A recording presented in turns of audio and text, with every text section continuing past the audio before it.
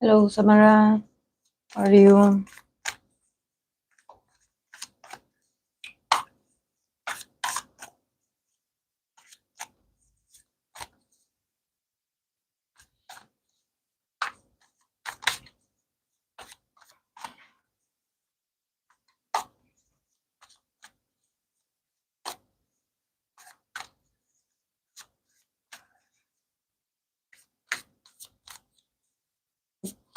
Tired, but good. Ah, okay.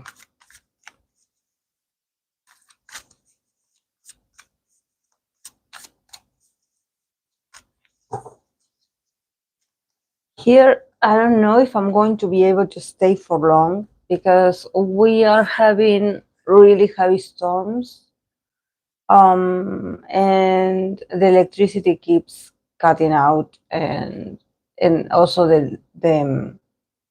the power it's a bit unstable. It's like it comes and goes like it's, and it could damage, electronics. Um, so I will probably just pull some cards and then I'm going to go because I don't know.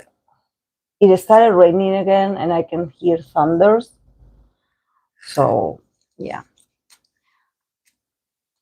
Last night was crazy, guys. I swear I never, like, here over here in this part of the country, we never have like, like tornadoes and all those very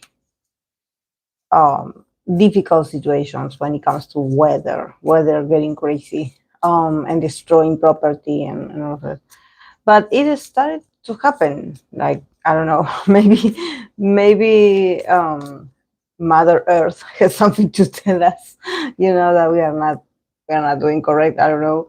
But I heard from my friend in Mexico that they also had like, but they have like sismos. They have like these earthquakes, that those also are so scary. And they had them pretty frequently. I mean, they are used to them, but she told me that it's happening very frequently. So, and in here this is happening. So I don't know, guys. I don't know. I don't know. I hope we are all safe, but I got scared last night because, like, just the wind was taking everything. Like, I woke up because of the loud noise of the ceiling of the roof. Um, because we do have like concrete roof, but then there are parts of the garden, or maybe, when you have those like winter gardens, that you have like that very thin kind of layer of, it's not plastic, but it's like, it's to be like, to make like, it's supposed to be like a roof, but it's very thin and it's very light. So a huge storm like what is happening, like it could potentially like blow it away and just end up somewhere. But yeah, my biggest fear is not about the roof, it's about where it's going, because I don't want it to hurt people, or to just, fly away, and hurting, because it's a large roof. So it rained all day yesterday. Oh,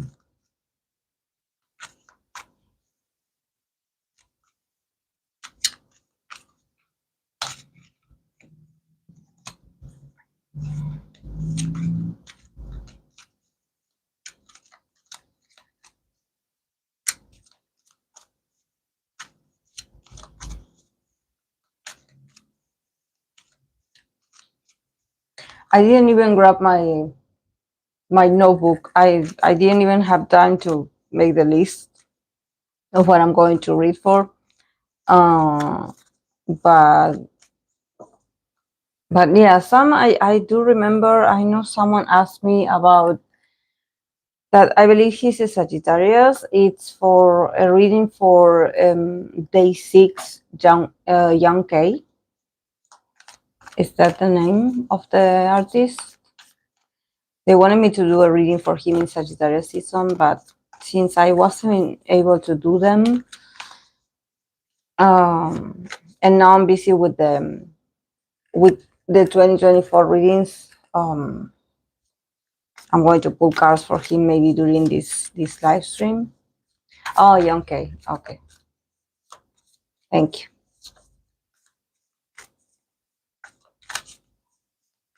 Then I believe someone asked me about the relationship between Hybe and Enhypen. If I could can pull cards to see how the relationship is how it's going. Like,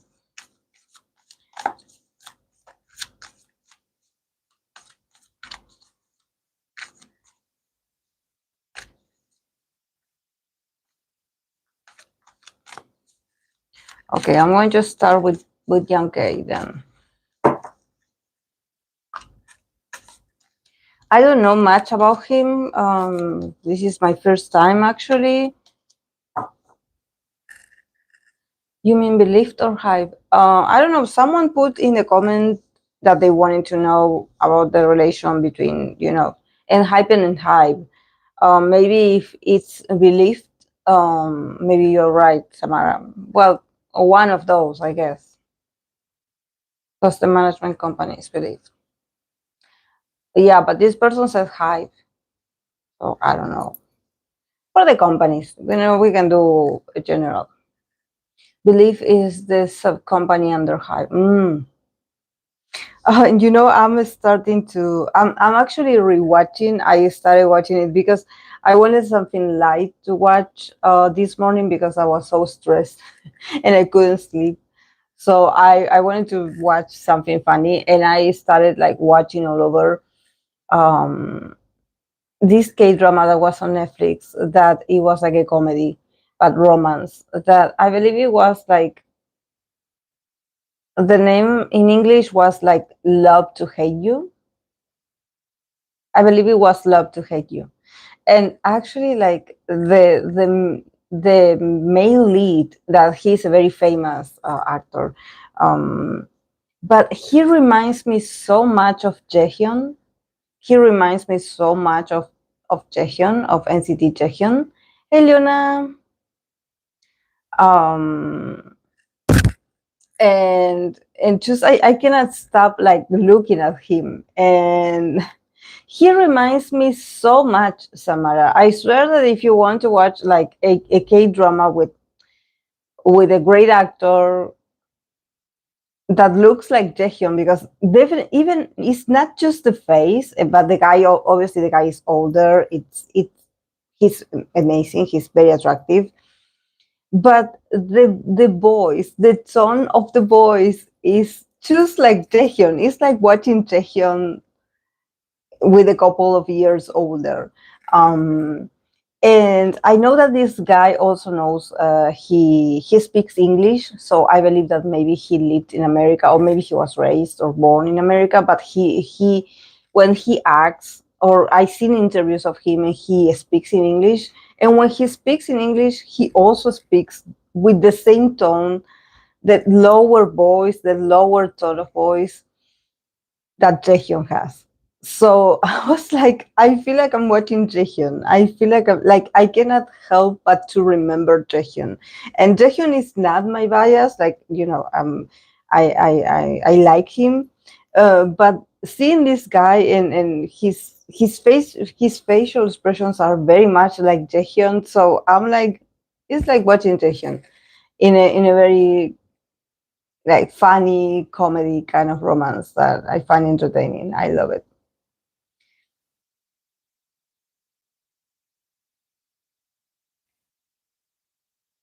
Oh, thank you, Luna.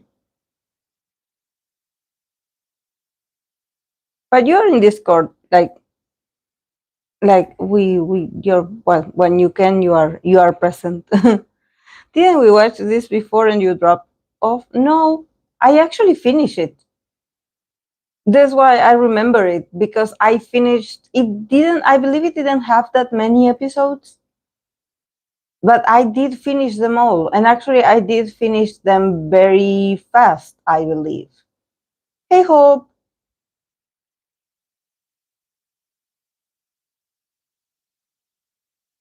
I yeah, I finished it very fast because I was actually very entertained.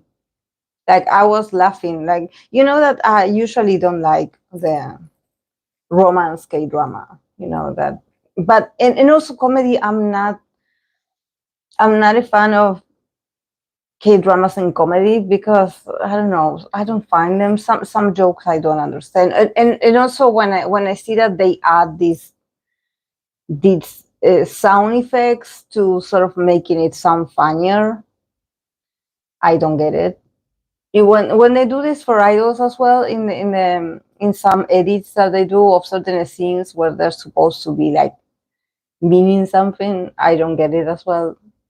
The sound effects is like, yeah, I'm not laughing. But yeah. Hey Vanessa, did I remember it took me forever to watch it, but I did finish. Oh wow. Hi Vanessa, did you finally get some sleep? Oh yeah, after I sent that message, I actually like I was able to I left the phone on the side, and I don't know how I just fell asleep. I fell asleep. I slept 2 hours, but I'm still a bit worried. Like I don't like it. Like honestly, like seeing like things flying everywhere. Like we are not used to this. Like this is not something that happens in this province. So you know when you feel the alarm inside of you, but you know that it's dangerous. This is why you're awake.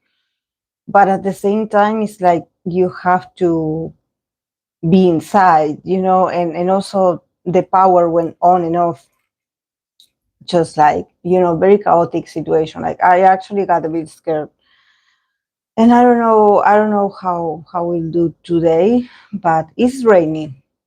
But it's not that windy, but there are thunders. I can hear thunders. So yeah, actually, I was watching the news, and some people like actually they got their properties destroyed.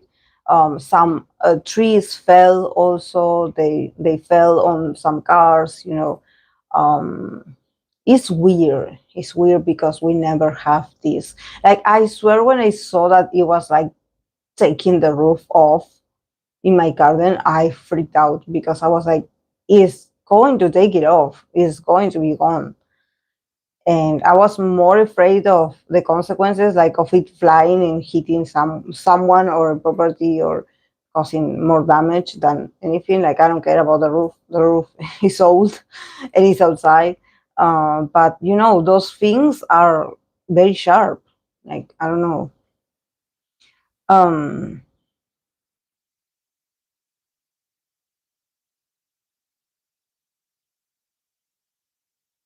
I don't know. Maybe Hope did watch. She did watch it as well. Didn't you, Hope? Didn't you watch also this K drama that it was like romance and comedy that is called Love to Hate You or Hate to Love You? No, it was Love to Hate You.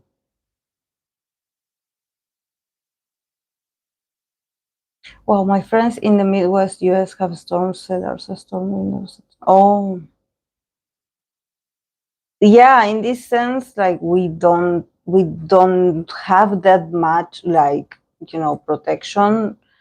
Um But actually, you know, we should be okay in here because usually in Latin America, houses are made of bricks and cement.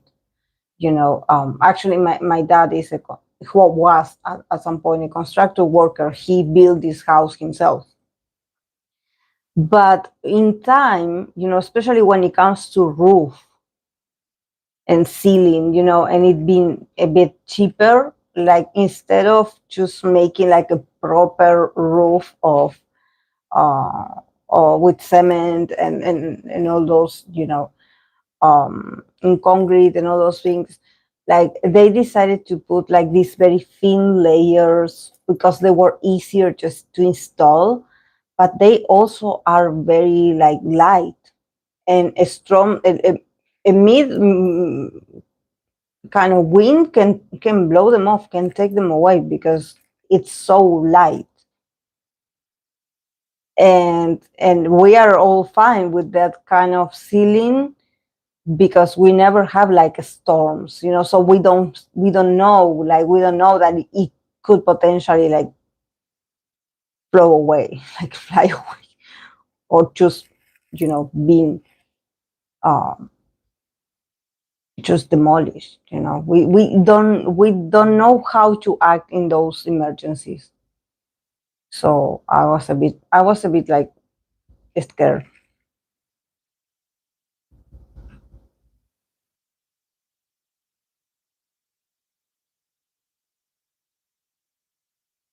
Oh, you're watching it?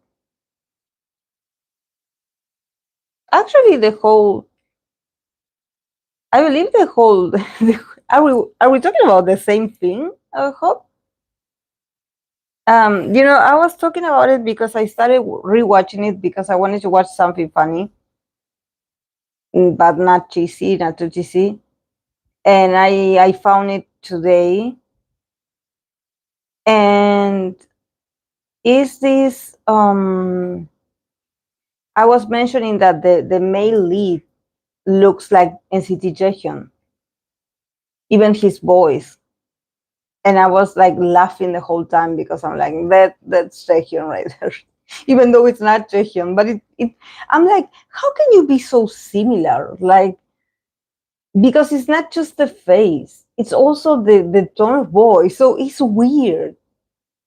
Even I believe some gestures in his face are very similar. So I'm like, why are you so alike?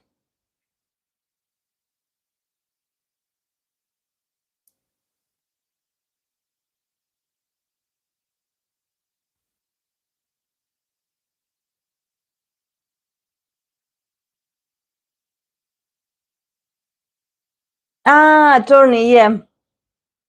Yeah, who hates losing to men and men who distrust women. Due to circumstances, they have to pretend to be dating. Jaehyun Kim is the second one. Yes, yes, that one, that one. I actually found it. I'm sorry. I found it very funny. You still haven't found it funny? I actually was laughing, like, and I'm surprised because I have zero sense of humor. So for me to find it funny, like I was like, oh my god, like I know she is a bit like too much, like usually the female leads are a bit too much, in the sense of that she knows how to do everything and she defeats everyone and she's like the one that comes and saves the day, you know. It's just like that.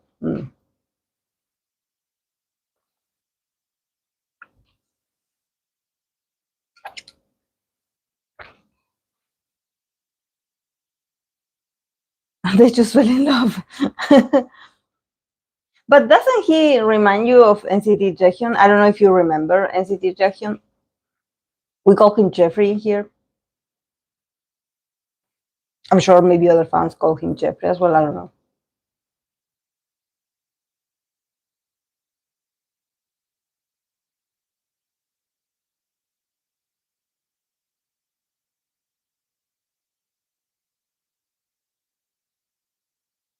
But also Jihoon is in there. What a beautiful man! I don't find attractive men with long hair, but his face, like it just looks great on him. It just looks great on him, and I hope he doesn't cut it. I actually like her more than the usual female lead. Yeah, exactly, Samara. That's the reason why I continue watching.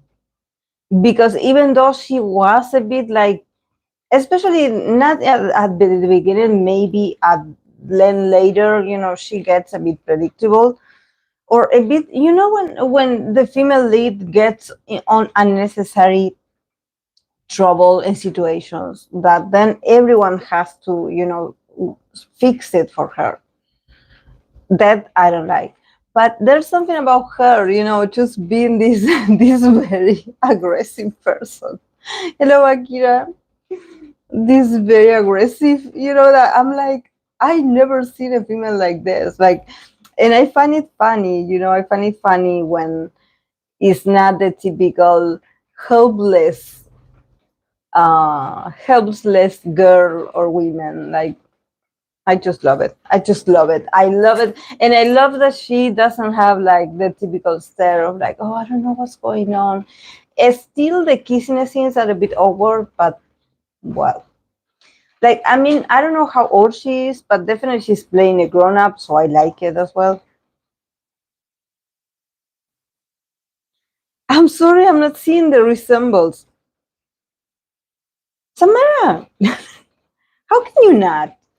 It's Jaehyun. Oh, like, maybe not the eyes, because I know that Jaehyun probably has bigger eyes, but there's something about the chin and the way they smile and the voice and just the face. Those are me. um, this female lead is an attorney, martial artist, stunt women, etc. Yeah, she is. Mm-hmm.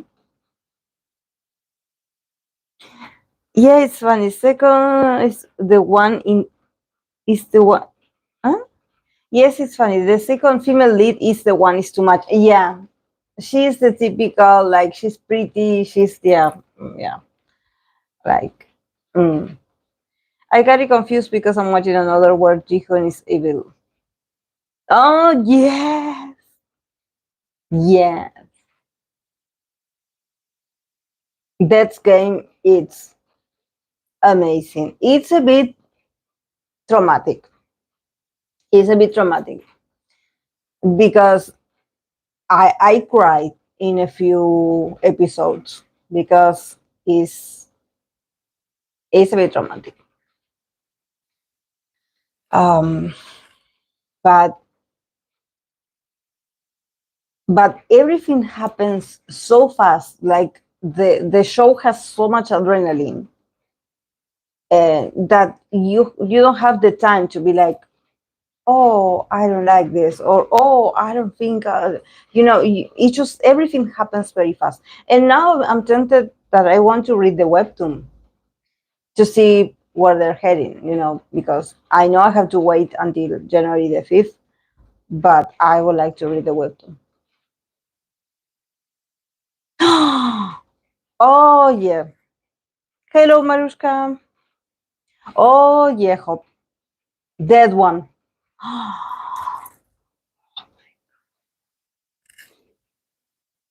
Are you talking about Jaehyun new movie that is coming out? Oh no, no. I was talking about this actor that he is the male lead in this comedy romance that is called Love to Hate You. And for me, this is just me. I see an incredible resemblance between him and Jaehyun. Even the way he talks, even when he talks in English, like the tone of the voice. Like, there's something about him just reminding me constantly of Jeffrey. Jeffrey Jaehyun. Um, like, it's not my bias. It's not someone that I observe all the time, but I don't know why I believe that this actor, I just cannot help it. I think like, oh, this Jaehyun in there. It's hilarious also, Marutka. It's a comedy, but romance, but the female lead is not a damsel in distress, so I love it. I love it. But yeah, it's not recent. It's not a K drama that is recent.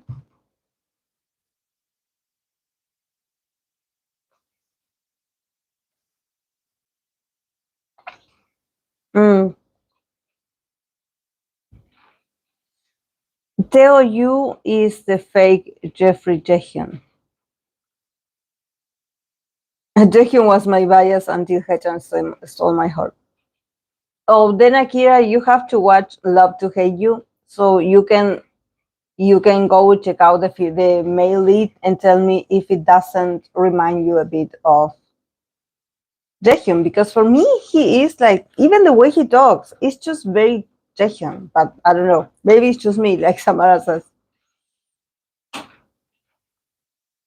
I don't remember Tell You. I don't remember. I have to Google him.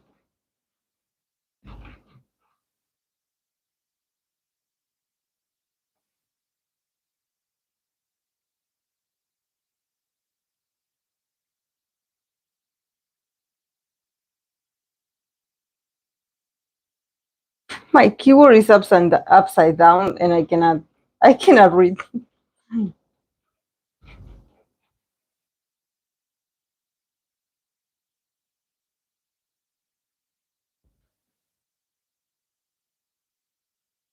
This one is that actor.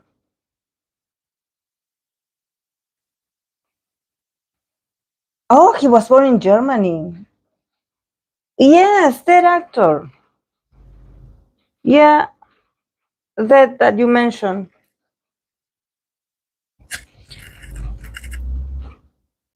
That you say, Hope. I didn't know his real name.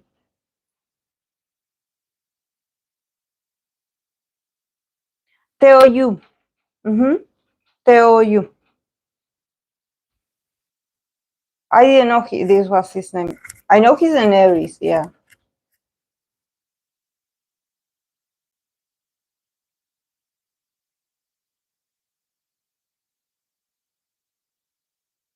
I'm sorry you missed the meet concert, but I'm glad you and your family castle. Oh, the first thing I did when I went to my dad's house to get away from the noise and the whole, there was a lot of noises of a lot of things floating in the air, like, and the first thing I did, I grabbed my cat.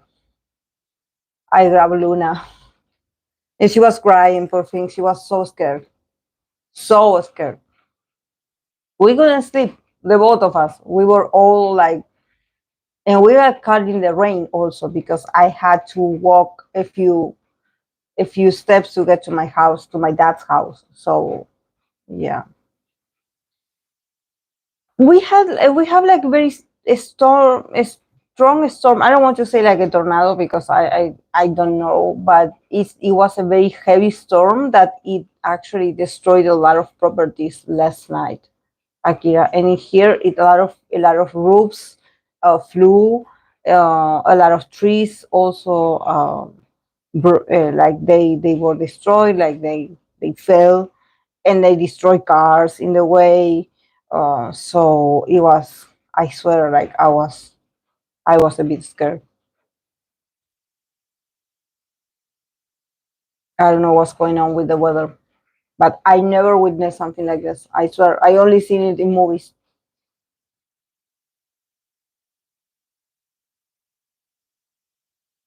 If you have then a link, Hope, can you share it then with me? If you have a link of the concert.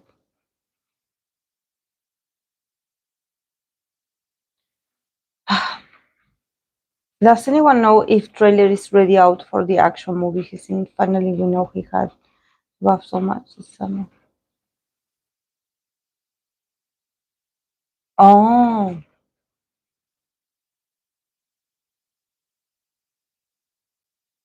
okay, guys. I'm going to start. Yeah, I'm going to start reading for this idol for YoungK. Because I already pulled the cards, but I got distracted talking.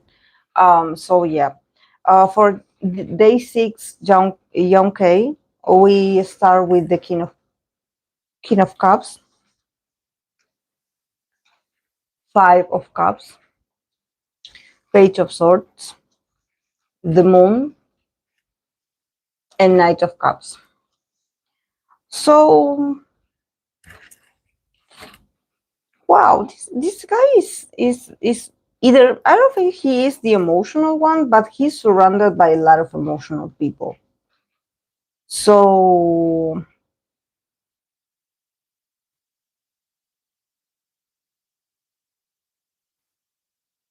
I see him like definitely he went through a lot of like it's not separation, but I said that I would say he had a lot of like fell off, or he had a lot of discussions and disagreements, and maybe he got connections uh with people that he loved very much in the past. Maybe it has to do with the group, I don't know, but it seems like he had been hanging on in there, but life emotionally hasn't been that easy for him, because um it seems like a lot of important people for him disappoint him at some point. um because we have the Page of Swords. So see, he feels like okay. He feels like okay. I'm just a page. Like I, in comparison to this King of Cups, definitely that person was like more notorious or was more in control in his life, and he's like, okay, maybe compared to you, I feel like I'm nothing, or I'm not at your level. But I want to let you know that you hurt my feelings or that you disappointed me. So I will never trust you again. Um, there's something about him being dealing with this, with people choose. It's not about betrayal, but I think that it's with people choose maybe abandoning him, abandoning him.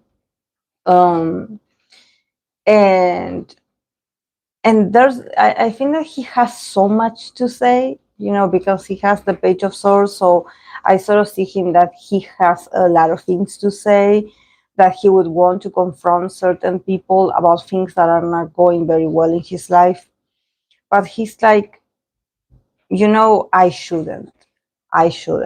Definitely, I don't know about his career, but it seems like the guy is very confused. I don't know much about YoungK. I don't know, but definitely he is in a moment of, maybe from time to time he does feel frustrated with himself and with. Um, I believe there's something about him trusting the wrong people and him being like, I shouldn't have done that, and probably just being very angry at everyone in general. Um, with the Moon card, I think that there's a lot of things about his life that he still doesn't see. Um, I think that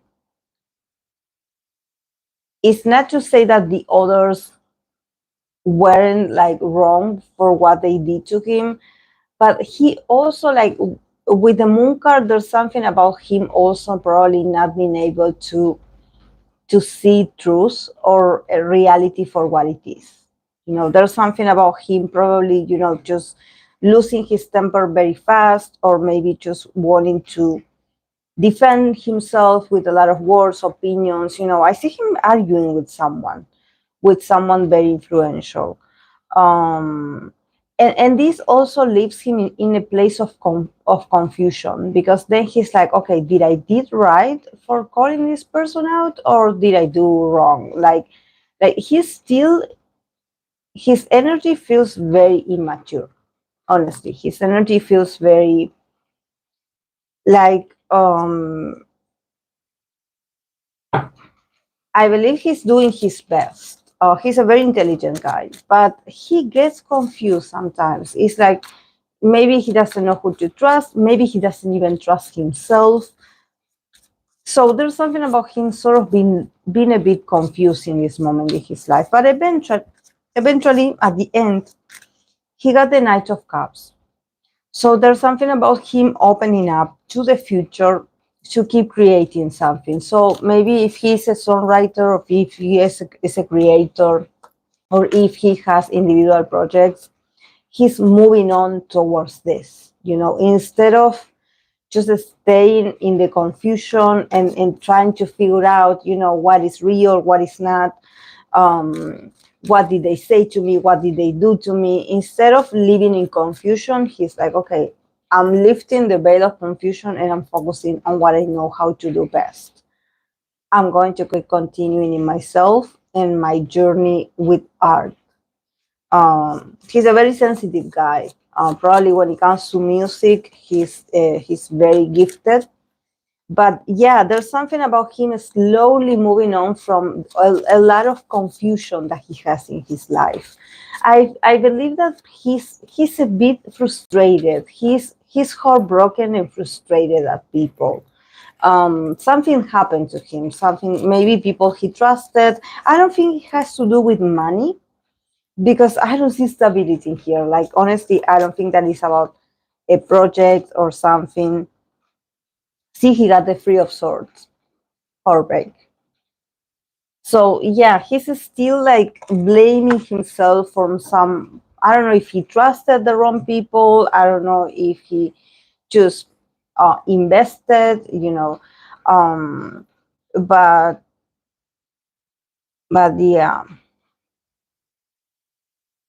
yeah, he's slowly like, you know but he's still a bit angry. He has to go through the he has to get out slowly of this process, because I don't know why he feels like he is in a lower position than this person. You know, maybe the other person was like a manager or a CEO or someone important, and he feels like, oh, compared to this guy, I don't have that influence. But nevertheless, I feel so angry, so. Oh, he's a songwriter. He has also written for other groups.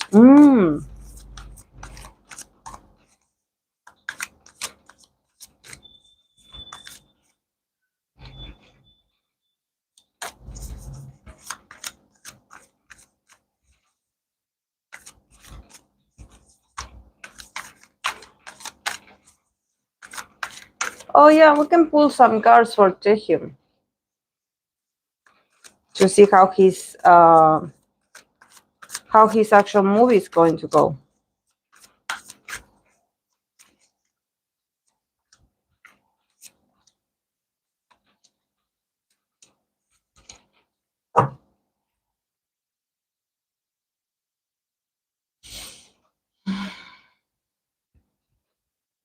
Definitely, it's an action movie because I see conflict in the middle. So. Three of Wands, Six of Cups, Five of Wands, the Hermit, and Seven of Pentacles.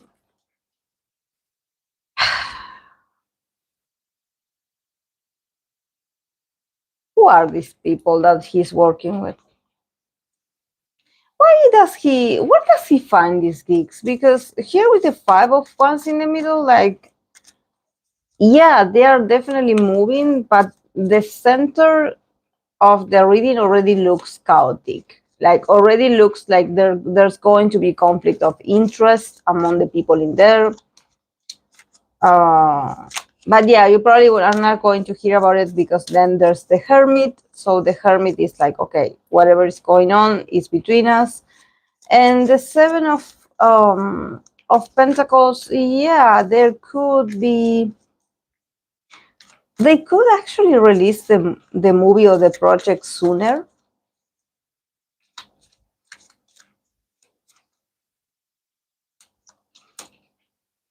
Yeah, they got the Chariot. They got the Chariot. But I don't know why I when I pull the cards, I got the vibe that these people are very they I know they're actors, but they bring the drama, definitely. I don't know if there's discussions, disagreements, but definitely it's not a peaceful place to work on. Yeah, I hates him for real, because he getting gigs and SM is just a messing total, incapable of doing their job well. Yeah.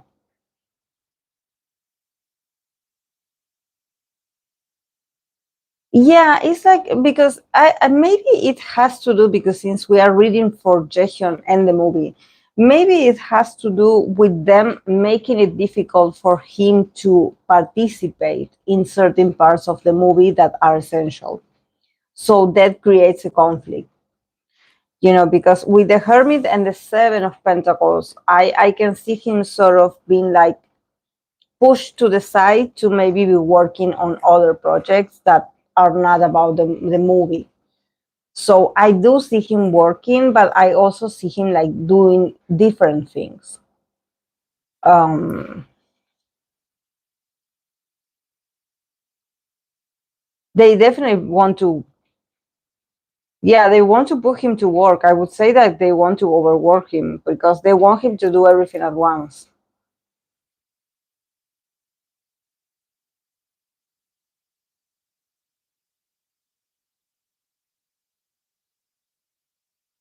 But also they want to heal things from the past. These are the first cards, the Three of Wands and the Six of Cups. They are very much aware that, what happened in the past with him and other productions, that was unfortunate and they don't want to repeat that. Definitely there's a fear. But I also think that maybe the company is not very flexible towards, schedules and commitments and showing up and doing the work and doing the training. It seems like it's like, oh yeah, he will not be able to attend to that. Oh no, he has another thing to do. So, but yeah, I see Jaehyun like practicing on his own. I see him practicing on his own.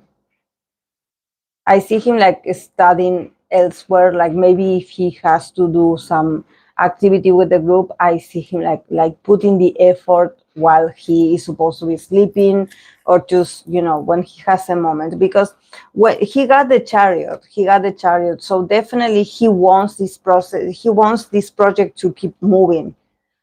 He doesn't want it to repeat the same that happened. So he's like, I'm going to make it. I'm going to make it. But I think that he's going to remain very quiet about it, about trying to juggle both.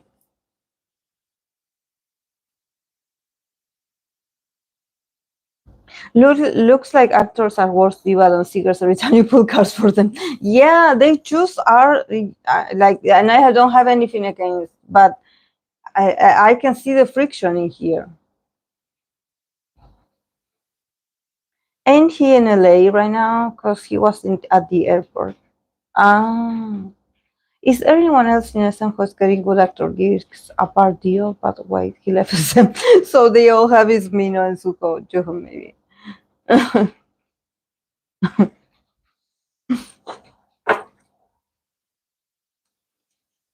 Yeah, but he's going to do great. He's going to do great. It's just that I think that probably, yeah, I think that maybe it has to do with Jaehyun also taking control and just not waiting for others to disappoint him, probably being like, okay, I know how this is going. I know they want this of me, and they expect me to do this and this and this. But I have to make it. I have to make it. Like I have to make it happen. I see him putting the effort like slowly, and trying to just stay consistent and not lose his temper. I believe that he wants to be the best. He doesn't want it to disappoint people.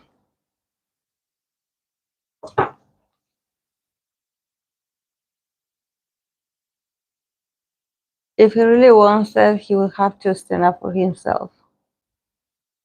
He looked dead when he was in the romantic K drama. Let's hope he was more excited about romantic movies. Maybe Taehyun should play like a vampire or something like that. That they look emotionless. He's solo traveling right now. I did see that small clip that they showed of him and Yuta playing this romantic scene. I don't know, everyone were like shipping them and being like, oh, this is them and the romantic scene and something like this. And I don't know why all of a sudden the people that are Yuta fans, they started to like share it constantly and also share all situations of Jaehyun talking about Yuta and Yuta talking about Jaehyun. And I'm like, oh, okay, so is this a ship? Like, are they? Are these two like really that popular? I guess they are, because people seem very like real. For me, it was just like you know a moment. Like, and I saw the scene and I see the translation and everything. It was supposed to be romantic, but for me, it was like, I don't know, like a part of a sketch or something like that. I don't see the you know how having a scenes like that is like, oh, they are dating. They are they are soulmates.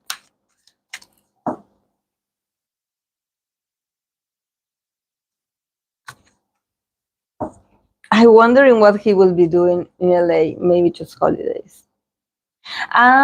They have been a sheep. Oh, thank you, Samara. I didn't know. I must say I like Jaehyun's aloof attitude. Yeah, he does have his charms. Yeah, sometimes, yeah, when he's in there, I just like him. For a long time. Oh, maybe that's the excitement. I was like, I don't, because since I'm new to the fandom, I didn't know. I was like, yeah, Jaehyun and Yuta. So, you know, it just gets overshadowed by you, Mark. His humor is definitely out of the box, with the occasional side of Jungkook. Hey, my Jungkook is slowly like climbing the ladder. He's slowly getting there. I know he has the power. I know he has the power. He made Yuta smile a few times, but also Yuta is so difficult. Is so difficult. Is so difficult. But Jungkook is very persistent. So I don't know who will win out of this. Um, but I don't know. If it doesn't end with the ship, it can end up with the fight, because definitely both of them are very passionate. Like, them grabbing each other, like they are just goofy. They are goofy, but they both of them are so stubborn in their ways. For me, they are very similar. Jaehyun needs to play in the remake of Bodyguard in his suit Korean version. Yeah, with all the suits that he has. I love his aloof attitude, relax and chill. We are teasing him. Jeffrey just makes his rounds throughout the room. Popular, most popular ship is Jaehyun. But you'll know how much Jaehyun makes me uncomfortable. So, oh, it's a ship between Jaehyun and Jaehyun or Doyoung. This is important because I've been in the fandom, like I want to be a citizen, but I never talked about the ships in the group. Actually, I don't know about them. Like, I only know about my bias. Probably I know about Yuta and Wing Wing. That one I also read. Like, I saw clips of them, but yeah, that wasn't going to go anywhere because Wing Wing is not invested. Wing Wing is like, yeah, you're getting too close. Leave me space. Okay. Yes, the first one.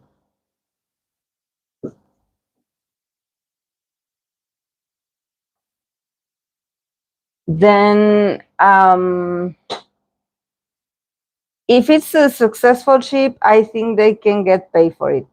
Ah, Really? Is that how it works?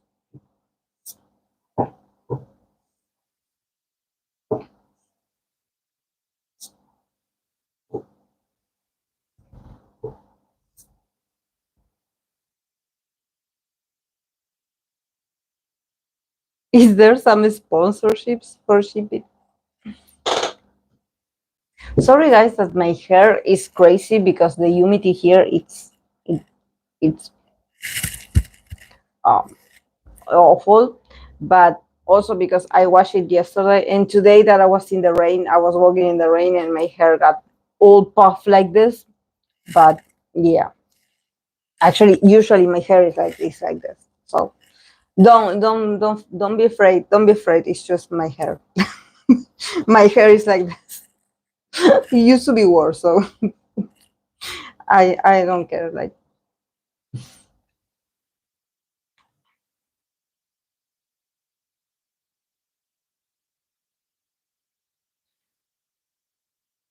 fan service. Ah, one of the many reasons why I wouldn't be able to be an idol. I just wouldn't be comfortable with shipping someone, with being in a ship with someone.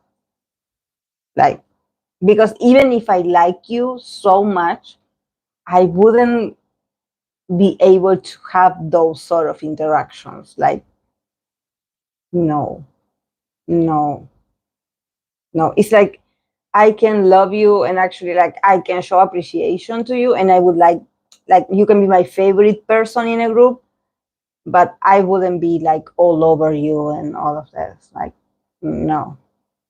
So yeah, but well, it's part of the training, I guess. I tried to see if Jaehyun speaks Japanese, and there was this girl who was working for SM said that SM pushes Utah and few others for a skinship with Wing. Oh,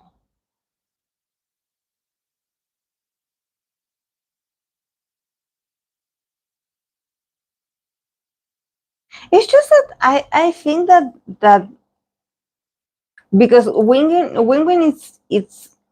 is someone that I say like I love Wing actually. I like his attitude. But I think that it must be challenging for you to be shipped with someone that doesn't want to be bothered. And it's not that he does something in particular, but you can tell that his body language is like, no, thank you. Even when he tries to endure it, it's like that he is not enjoying it.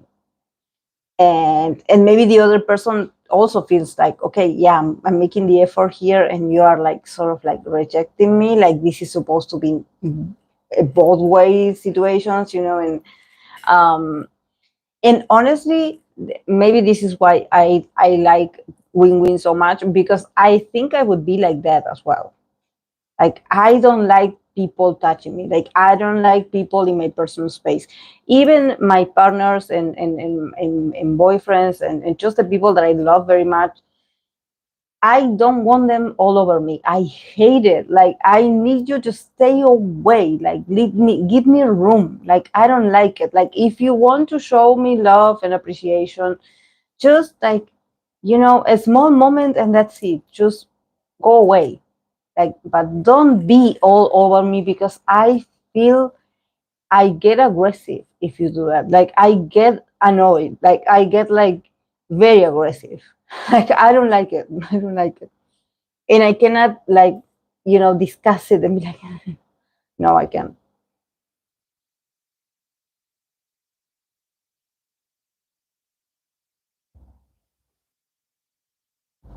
And of course, I love win-win, but not on this point how much SM pushes a skinship. Then to the point it makes win-win uncomfortable. Yeah, he looks uncomfortable. It's like in his face, he's smiling, but you're like, the guy is not.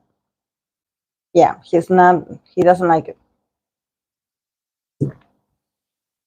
Now they in love with Win. Now they in love with Win. It's just that I believe that that's the appeal of Win to be that inaccessible.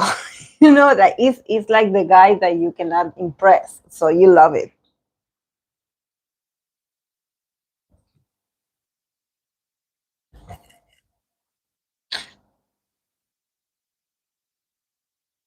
Also, that they trick Japanese and Chinese members to get plastic surgery to look more Korean. Like they send them for one procedure and then wake up, they had another one done. Oh, wow. Wow.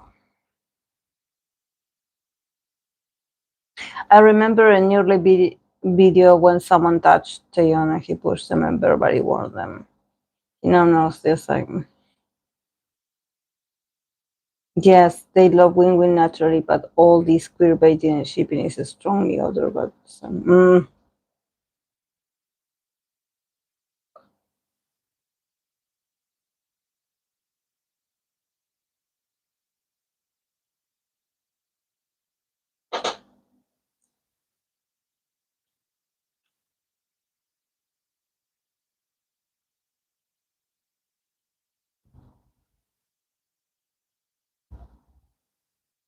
for Jenny reading, you will have to wait for her in the Capricorn season. I'm not reading for her yet. Let the girl live a bit.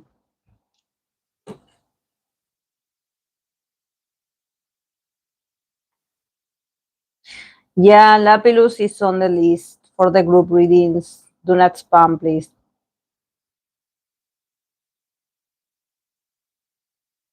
Also, early on, maybe a decade, I remember Temin said a friend told he and Kai, maybe Mino, to get used to skinship because it was not natural for them. Mm.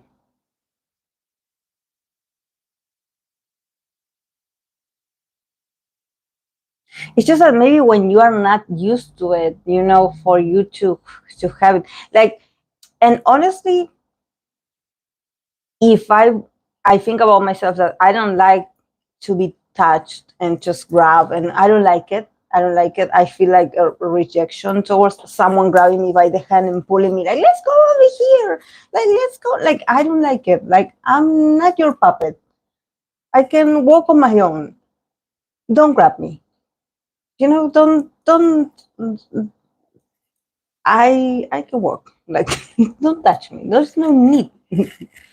um But I think that if we have to think about the skinship or, because of fan service or something, probably I would endure it, or I would, be like, okay, I'm going to endure it if it's this person, but don't get me another person. Like, it's just this person. Like, not, no.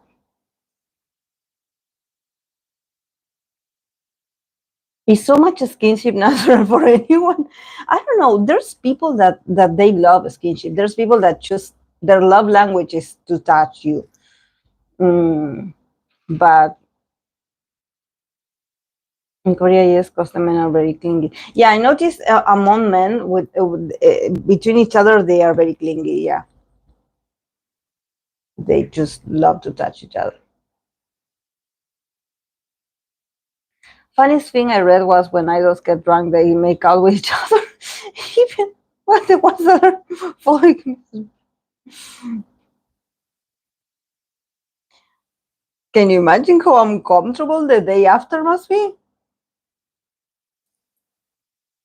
In K-pop, those connections are forced.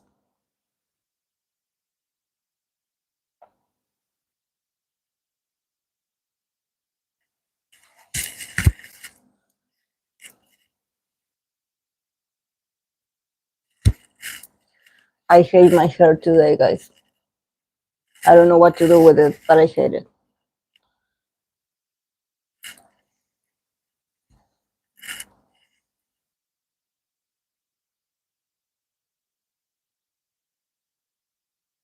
Isn't that just party behavior? Like, like what some people do with their friends.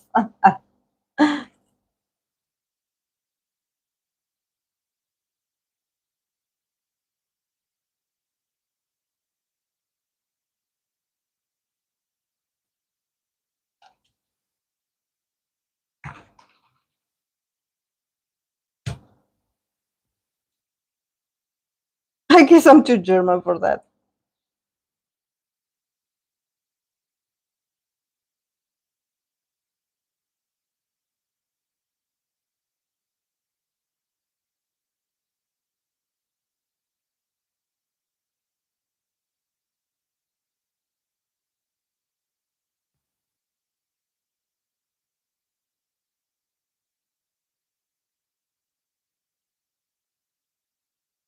I wouldn't be able to look at them in the eyes.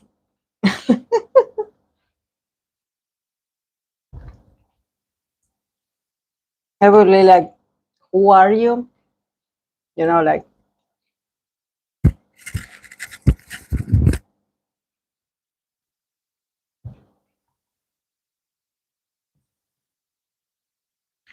okay, guys, since I don't have people, I don't have many. I was thinking about doing the 17 and how they act in the club, but there's so many members, and honestly, I'm not in the mood mentally for it. Um, Also, the weather here is starting to get crazy a bit. But if you have some, I don't know, an interesting dynamic or something that you want to know, we can pull cards for idols. Now that we're talking about this, maybe we can talk about Enhypen and Belift. Thank you, Samara. I was forgetting about it. Um,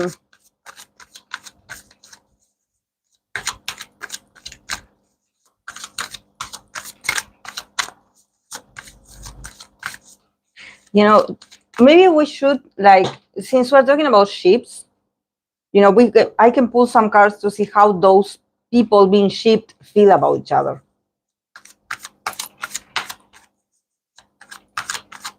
Oh, yes. Thank you, Charlino.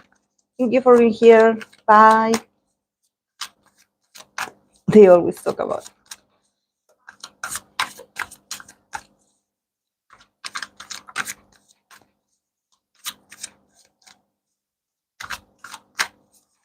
Okay. Okay. Okay. No, and how do they feel about being sheep? Not their true feelings, but about being part of the sheep. Okay. Don't move the chat that much, guys, so I don't forget the question. The one that is Utah Mark. Thank you, Samara. Because I don't have anything to write it down. So, but first I'm going to read for Enhypen and Belief. Enhypen, the relationship with Belief.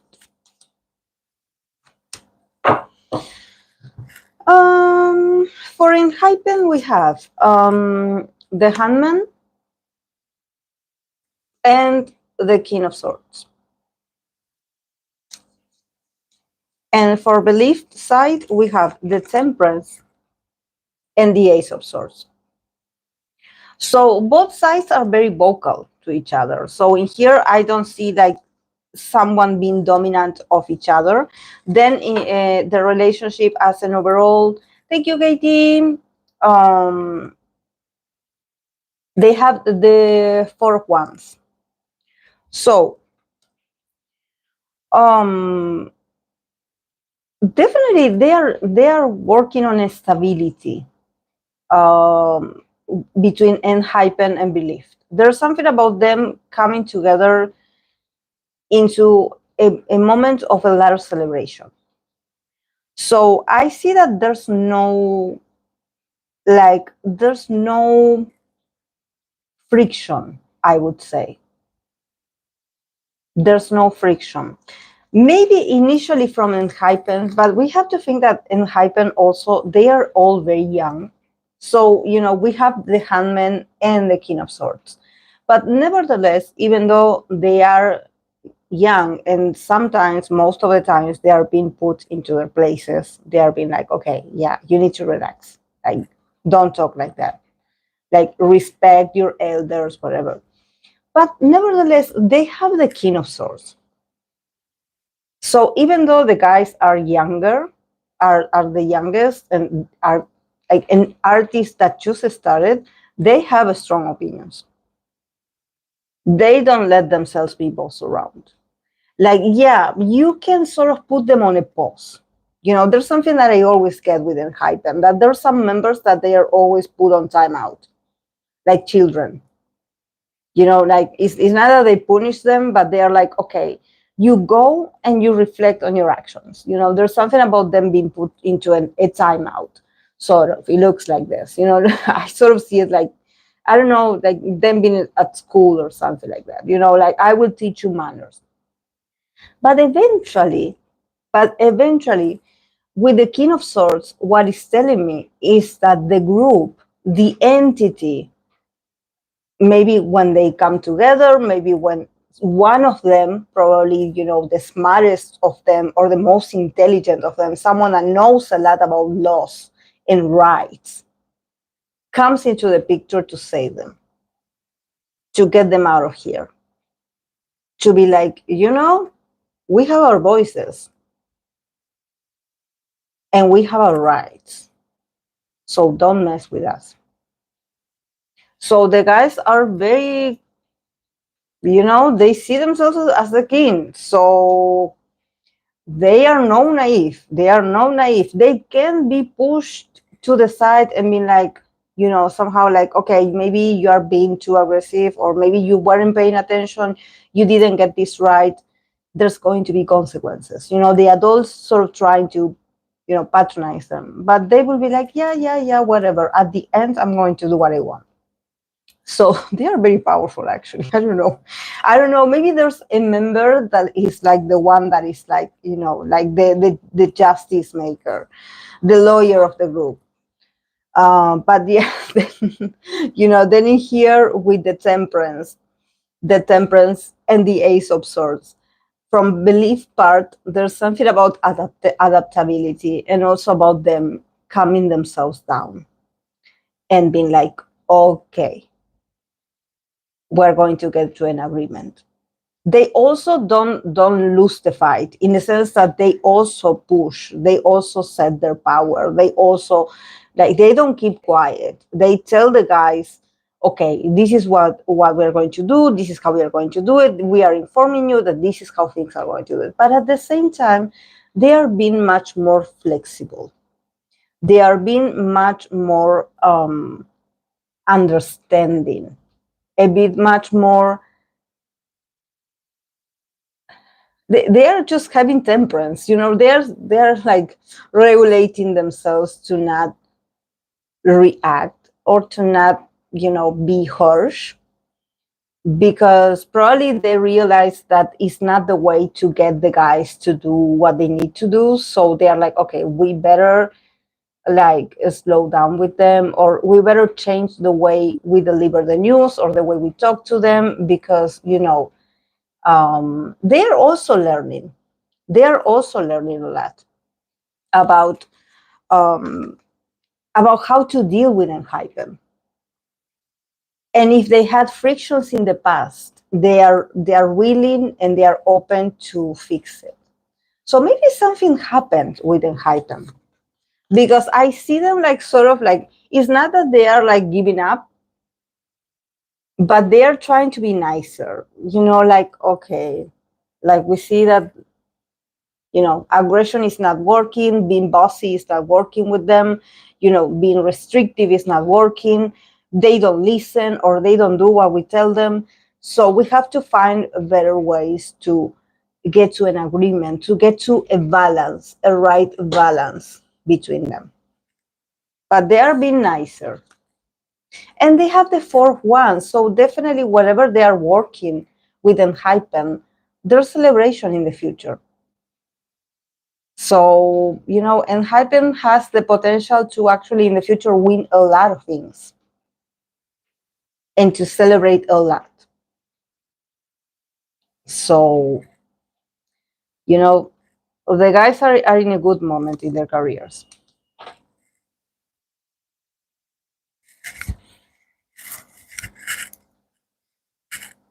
Jay mostly spends his time out. Jay got too much money for them to be playing with. Maybe it's Jay. I'm sorry, guys, touching my hair so much. So what I think is that they don't say. He has a lot of money, so I've seen. He's in timeout. I heard in Kiss Mother has a lot of decide a lot of things or something. Yeah. Yeah, they are not helpless. They are not like, like naive. They are standing their ground. They are rebellious. They will always be rebellious. They will always be rebellious. Okay, I'm going to pull some cards for this ship for Yuta and Mark. How do they feel about each other being shipped? How do they feel about each other being in this ship?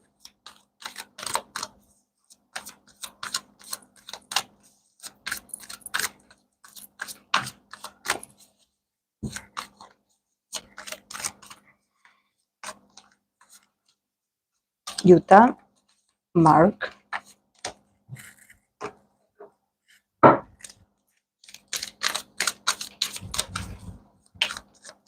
Katie, do you have a question? Because she donated, so maybe she has a question about some EXO member or some EXO ship. Very positive, but from Yuta's side, we have Ace of Cups and the Devil. So this is very, very Yuta. Very strong, very controlling. Ace of Cups and the Devil. But then from Mark's side, we have the Knight of Wands and the Queen of Cups.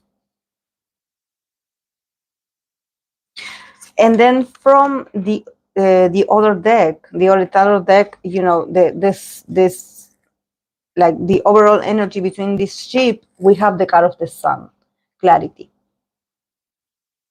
So definitely from Yuta's perspective, being part of this ship, I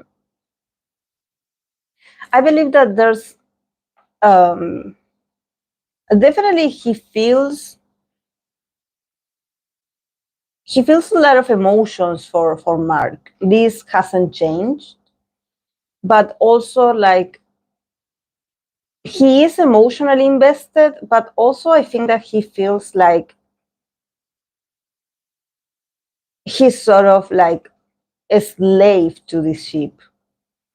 Like he is happy, he's like open, he's willing. There's a lot of feelings that definitely he loves Mark very much. But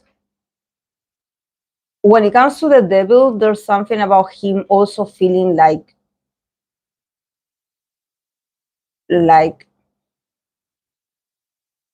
he's sort of like stuck in this ship. It's not that he wants to get out of the ship, but there's also something about his heart slowly opening. Maybe he's opening to another ships. You know, there's something about, we know that Yuta is also someone very complex. It's not easy to get closer to him, but there's something about something is happening to him emotionally that he's opening up to the ideas of being more open and available in ships. But with the Devil card, and when it comes to his ship with Mark, maybe he feels like there are moments where he feels like he's forced to continue with the narrative of him being obsessed with Mark. You know, it's like, when will this end? Like, I love Mark, but you know, like, until when I will have to continue with this? You know, he sort of feels stuck. You know, maybe just like when we think that, you know, sometimes when people mention this about them being, you know, like, be like, oh, you should have more skinship with this and this and this. For him, it's like, you should stick to Mark. Because we all know that you are a sheep, that you are obsessed with Mark. So this is your narrative. This is your identity. And he's feeling like much more, I would say that he's feeling much more affectionate. Maybe towards other members, you know, maybe, you know, he has a few interactions like are very genuine with others. So he's like willing to, I feel like he hung on to Mark at a point where he wasn't open emotionally, and maybe he was struggling also. So Mark was like his safe place. This is why he was his favorite people or person. But now things are changing. So he's like more fluent, he has all these emotions. He has like all this overflowing of emotions. He's like, I could also be affectionate with someone else, with other members. But there's something about him, like, I think that the audience doesn't want that. The audience want me to stay here with Mark. And maybe he feels uncomfortable with the idea of people and he having to sustain this image of I'm obsessed with Mark. The part of I don't know how to love or express love if it's not on an obsessive way. Maybe he doesn't feel like that. Maybe he just loves Mark or he loves the sheep and he feels comfortable, but he's not obsessed. He's not this obsessive person. It's just that it's part of the sheep, of him being the obsessive. And he's like, maybe I'm getting tired of the narrative of being the obsessive.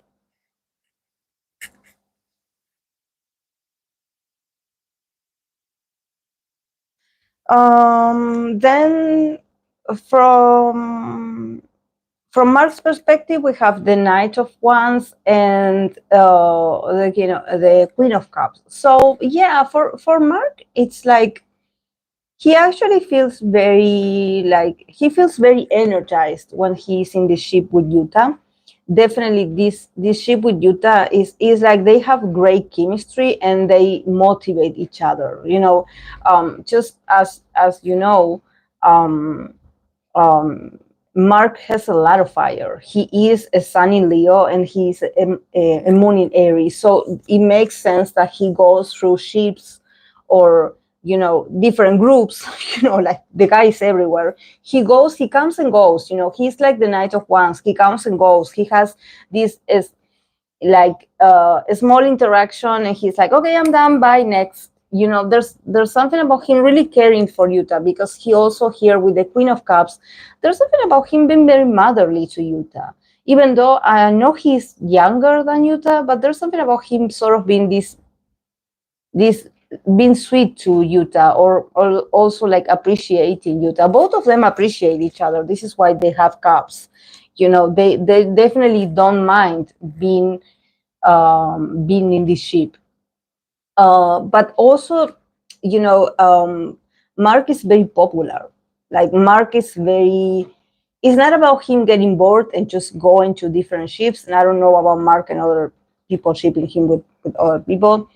But there's something about him not staying still. He's not a guy. He's a guy that while he's with you, he's going to show you a very loving, patient, um, very motherly vibe. He has a way to be accepting. It's like, you want to give me love and attention? Okay. Instead of rejecting you and making you feel like I'm comfortable with the way you are, I'm accepting you, because the Queen of Cups is accepting, is unconditional. It's like, okay, you have love to give me, you want to be in a ship with me, you want to say that you love me, that you admire me. Okay, yeah, bring it in, because I love the tension, and also like it makes me feel good, and also like I respect you and thank you so much for loving me. But with the Knight of Wands, there's something about him probably not staying that long in not planning to stay that long in a connection with with Utah, because he's busy, because he also probably is like he loves attention but just a little bit. Then I gotta get my stuff down. There's someone else calling me, like, and he's very popular. So yeah.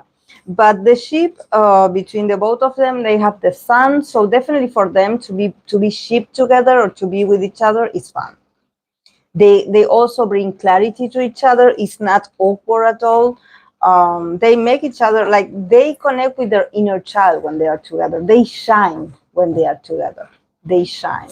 It's not forced. It's not awkward. But yeah, it's also something that maybe you have moments, but they are also very, like, they are evolving. I think that there's something also I see it from for Utah as well. Utah is evolving. Utah used to be like him and Mark, and now he's like, oh, maybe I could, be also having a moments of skinship with other members that maybe in the past he didn't have that many.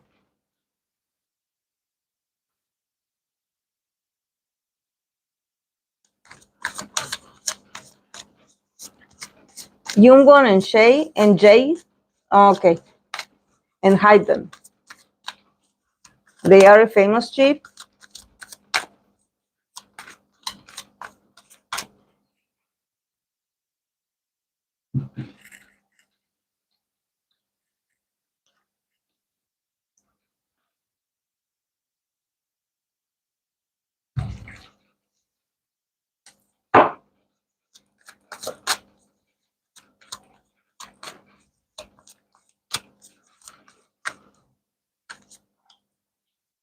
Jay,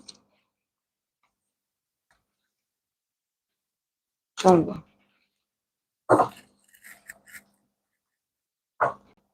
Is Jungwon been shipped with other people as well?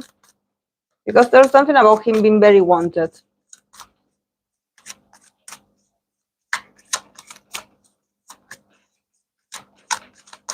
Mm.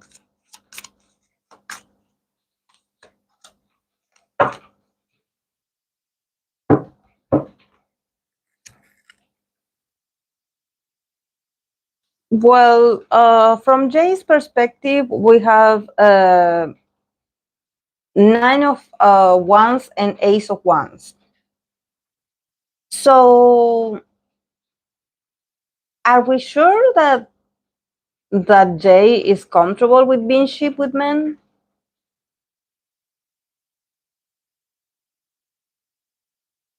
Because with the nine of wands, it's like he's a bit fed up. Like he's like holding hanging on in there, but he definitely is very, like, the guy is very passionate, so whatever he has to do he will do it, of course. But I also see, like, a lot of like impulsiveness coming from him. Maybe he reacts too fast. Like, he wants to be in control, and also probably he loves the attention as well. So there's something about him probably coming up with ideas, but there's something about him, I don't know, maybe in, like, their energies are very different. Like, he's all about action and just moving forward and just like, okay, let's make this happen now. And for Jungwon, he got two major arcana. So Jungwon is a bit much more like spiritual, I would say, a bit much more um sensitive.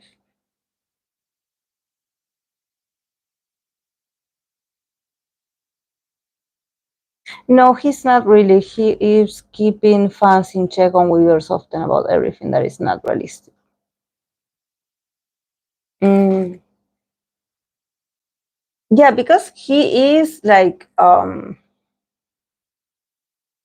it's like he has a lot of energy, but sometimes I feel like he doesn't have the patience. The guy is, um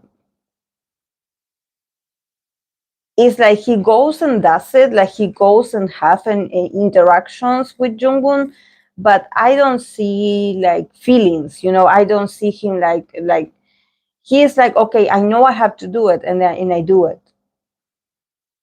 But maybe he's a bit overwhelmed. I don't know if people ship Jay with other people. Maybe this is why he feels overwhelmed. Like there's so much shipping around him.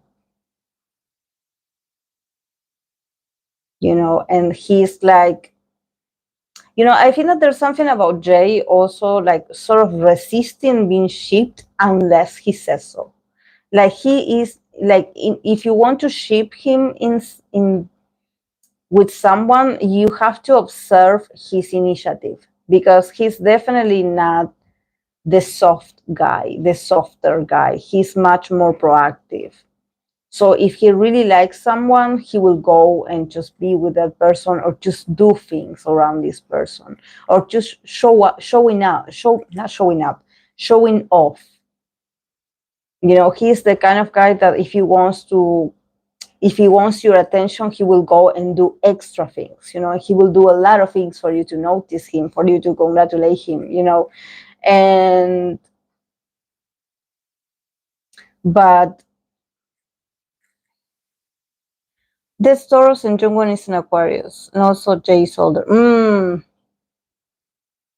Yeah, he's aggressive, and he's not aggressive like in the way of like being like attacking someone. No, he's proactive, and he enjoys a quick reaction. It's like, okay, if you are in a ship with me, like let's go. Like, you better react to me, because I'm not going to just stand this ship on my own.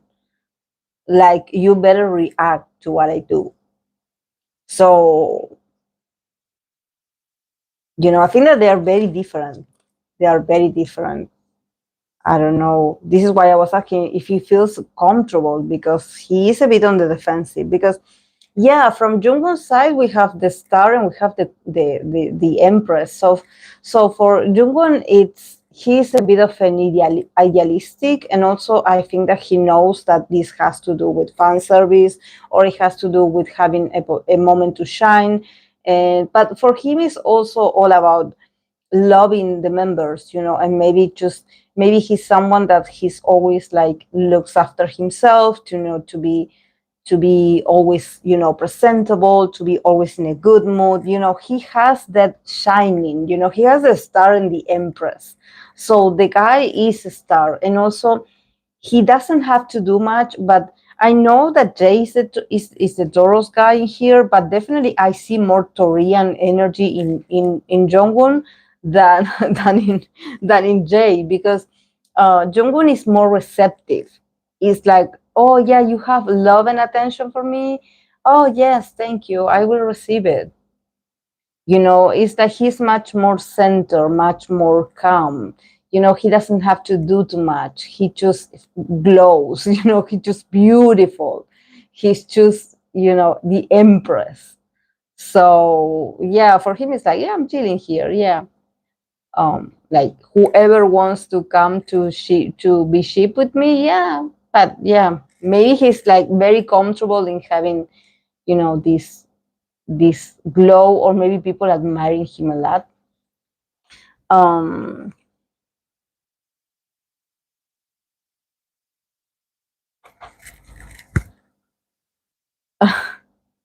because Jay has a bunch of Aries placement. Okay. Okay. Yeah, and then from the oracle, not the oracle, the other tarot deck, they got the cards of the Six of Wands, victory. So see, again, this has to do with them being victorious. Like, actually, like this is a ship that works very well. But yeah, their attitudes are very different. Like, one is just chilling, and the other one is like, okay, here I go again. But I think that probably from Jay's perspective, maybe he feels very demanded when it comes to, it feels like he cannot relax. That he always has to be doing something. He always has to be participating of a certain dynamic in order to be seen. So it gets tiresome for him. It's not, just something in particular with Jungwon, but maybe he's a very popular guy. People always talking about him, so he knows it. So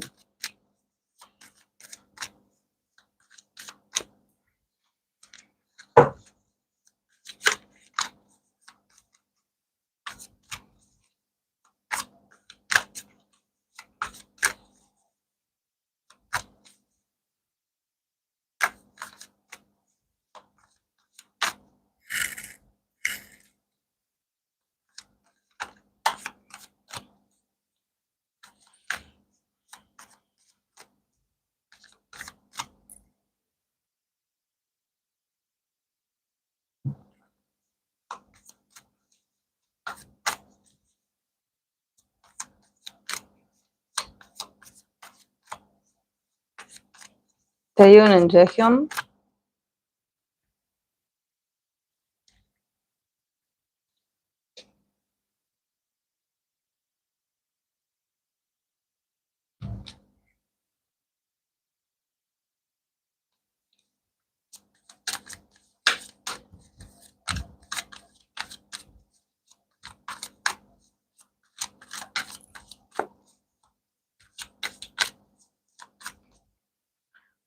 Taehyun, Jaehyun.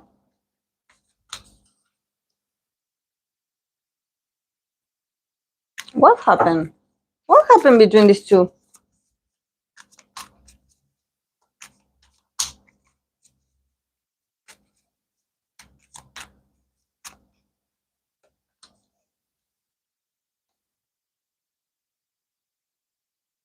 What happened between these two?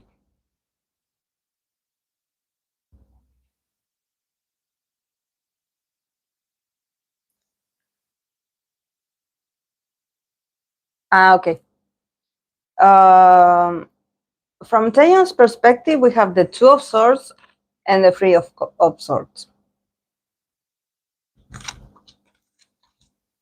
From Jaehyun's side, we have the Ten of Swords, the Page of Wands, and then this one flew, and I included. Then this, the Ten of Wands, out of tens, and then the connection as an overall, they got the Three of Swords again. So what did they do to each other?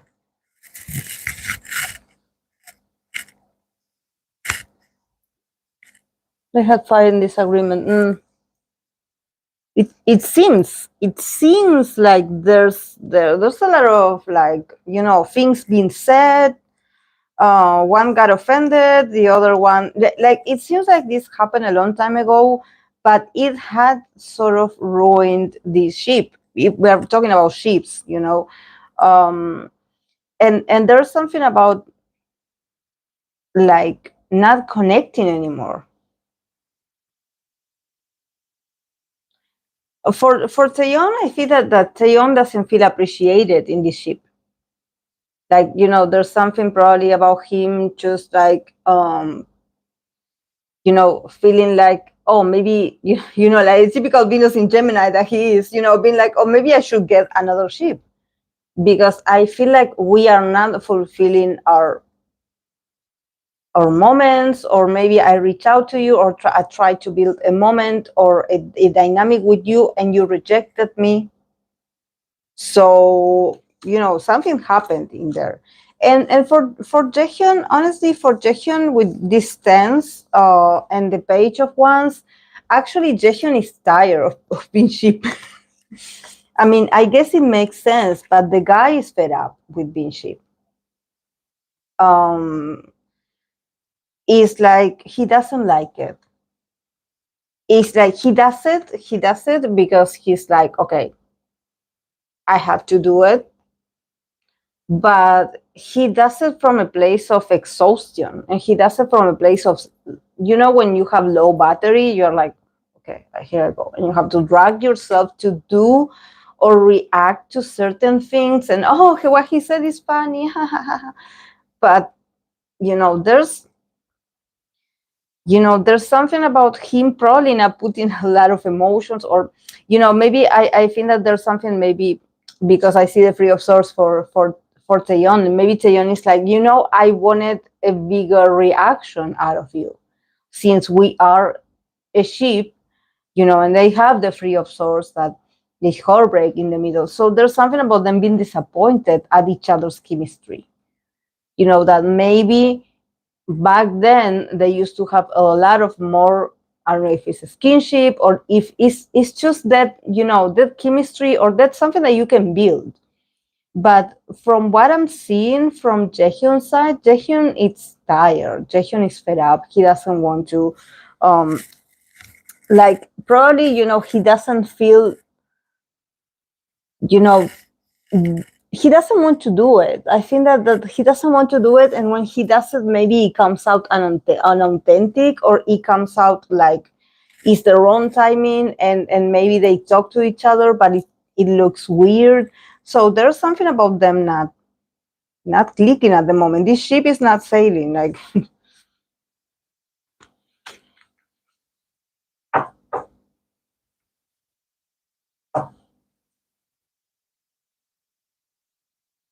hello, Jelly Bear.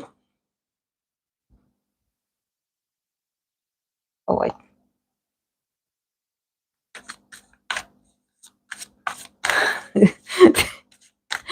Taeyeon is too much cancer and Pisces. He feels like that with everyone victim of life. Mm.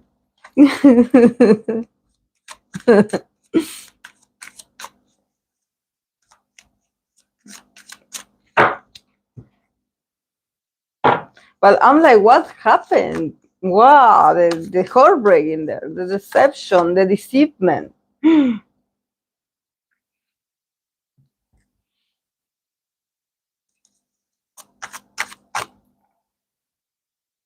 Changbin and Jobok. Changbin and Felix, our favorite Stray Kids ship. Let's not forget about the Stray Kids.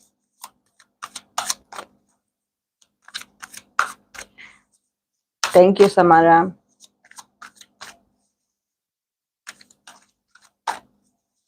I wanted to ask Katie if she wanted me to pull some cards for some EXO member, because she's an EXO.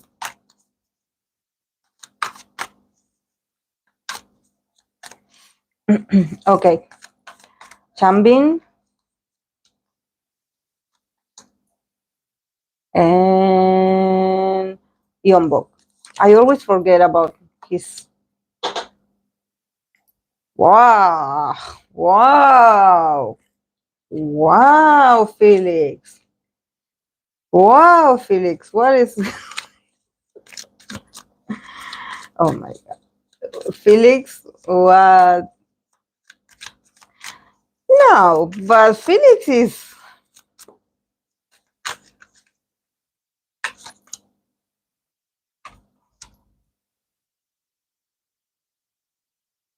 They got 2 4 fans.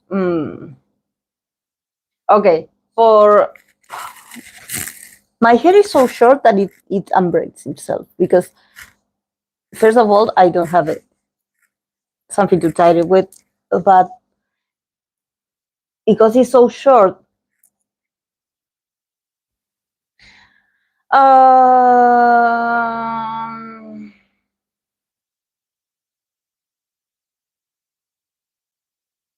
Okay, for Changbin, we have the Ace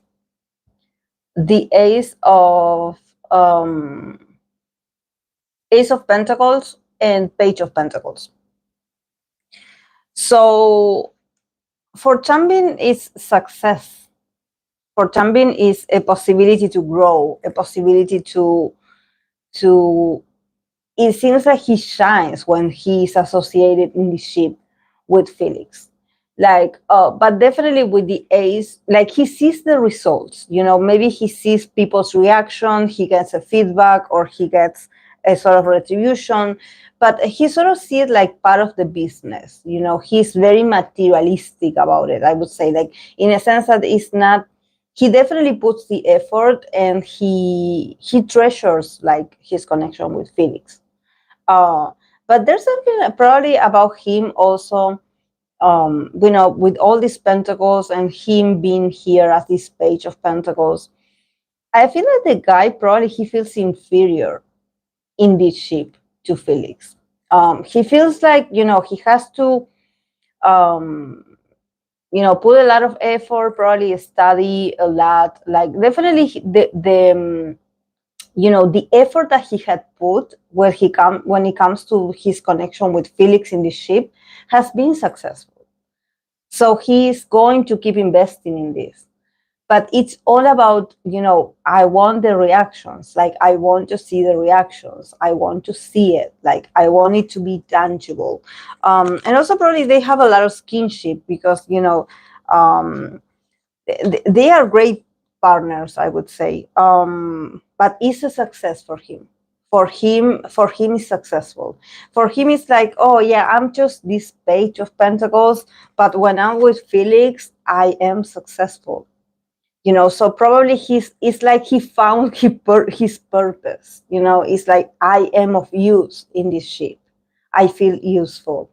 I feel like and I see him very devoted to also keep investing in the ship. So yeah, it's not that he's forced to do it. No, no, no. I see him very, like, there's something about him studying Felix very much, and what Felix likes, or how their dynamic develops. And if I see him studying, like, probably that's what differentiates him from another ships that he or Felix could have with other people, is that he definitely studies Felix a lot. Like, he sort of wants to be like sort of Felix other half, like, okay, you are the yin, I'm the yang, like, I become what you need of me, so he's very smart, and the ship is making him feel very, very fulfilled. Then from Felix side, we have the two of cups, the two of cups and the four of wands.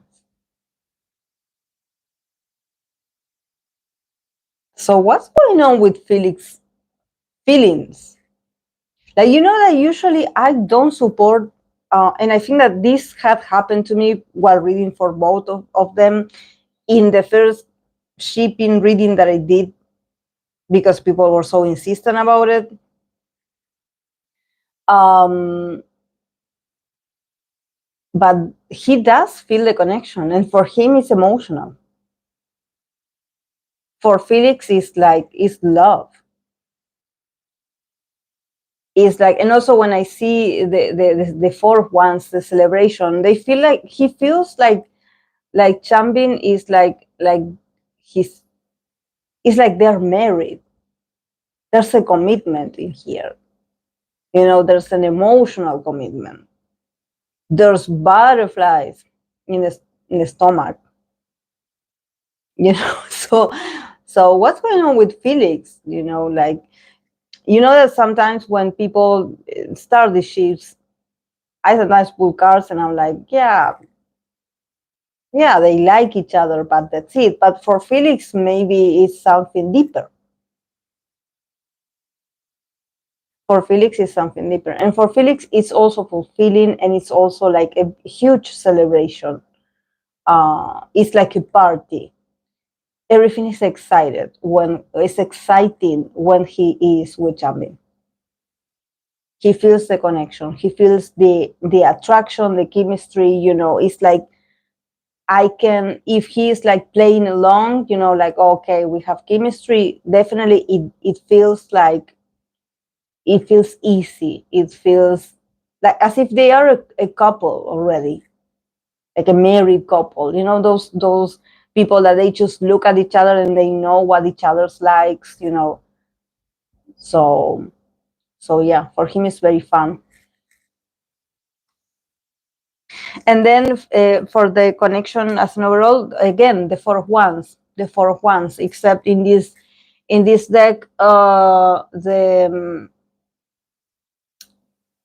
keyword is homecoming. So there's a lot of celebration for this ship. So maybe for the group, this ship is like the main ship of this group. I don't know if it's the main ship, but maybe it does bring a lot of success to the group, because since it's like about homecoming, and also about the four of wands that is in here, it's about everyone like sort of enabling and celebrating and creating an atmosphere of like, yeah, I know these two are together, and when they have their moments, it seems like everyone cooperates and everyone celebrates. So it's not just them being a ship, it's like the rest of the group also like accompanying this process of shipping. This is why it's so successful.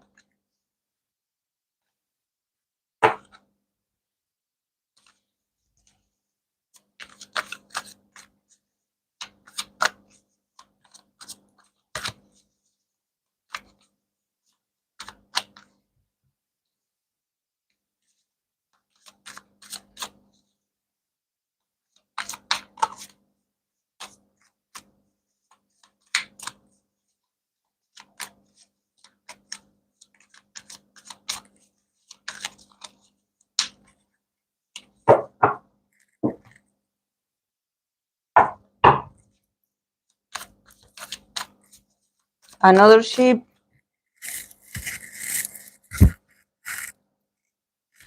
But bring me the main ones, guys. Like people are always talking about the main ones, like the ones that are always repeated time after time after time, except BTS because we know that they are in the military, so no BTS members.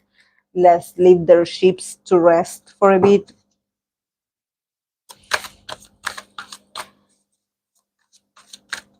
Sorry for armies that maybe they wanted to ask about the ship. But they don't need me to pull cards. They don't need me to pull cards because they already know. They already believe that it's true what they think. Okay, thank you. You know Mingi. You know my bias. Unless I forget that he's my bias because Sun is such a bias breaker. Sun is what a man.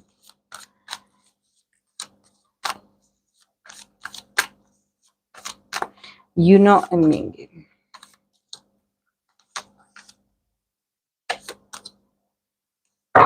I heard about Mino and Changbin, TVSQ Changbin.